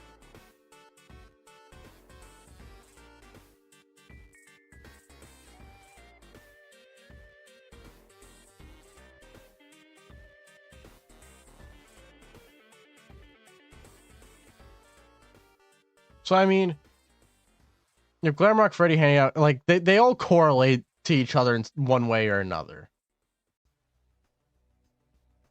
Freddy's always handing out cake. Chica's always stealing food.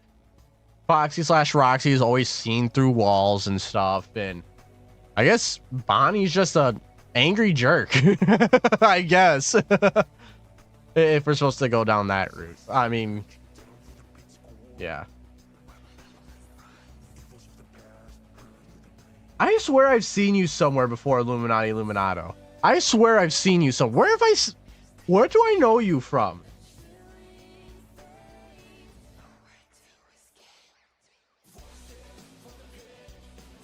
I know I've seen you around somewhere. But what?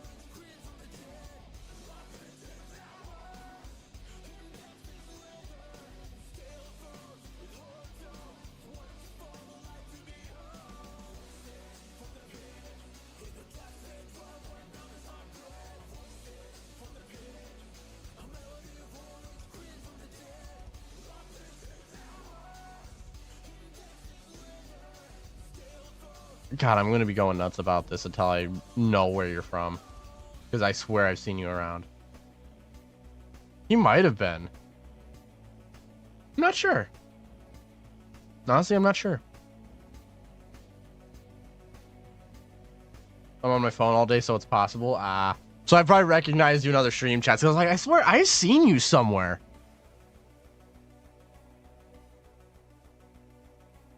Yeah, that's what it was. All right. Well, I think I'm going to end the stream here because I'm tired. We've been live for 3 hours. We did play through Juniors. My honest review of Juniors is that it's a fun game. It takes a little bit to learn, but then once you learn it, it's just really easy. But then the final part, I don't really like how the mangle thing is designed where you have to stare at the cameras to find the ghost. But if you stare at it for too long, you're just screwed. But if you don't stare at it long enough to search, you're also just screwed. So it's kind of like a lose-lose. But, you know, what do you do? But yeah, that's all I really have. So, I'll be live again either sometime this week, like during the weekdays, or I'll be live again next week. We'll see. So yeah, I was on that stream where you were playing Scott's old games. Yeah, Fights the Cage is the next penalty. I don't know if I'm gonna play it right away because I need to get through all Scott's games. So those are probably gonna be the next ones coming up here. But yeah. All right. I hope you all enjoyed. If you did, please hit that like, subscribe button, as we have a goal of 14,000 subscribers by the end of the year. While you're at it, comment down below really anything you want in the whole wide world. Just remember to keep it kind, calm, and respectful. Share this stream with your friends and families. Every single bit helps. And without further ado, I hope you all enjoyed. Have a great day, night, evening, wherever you are in the world.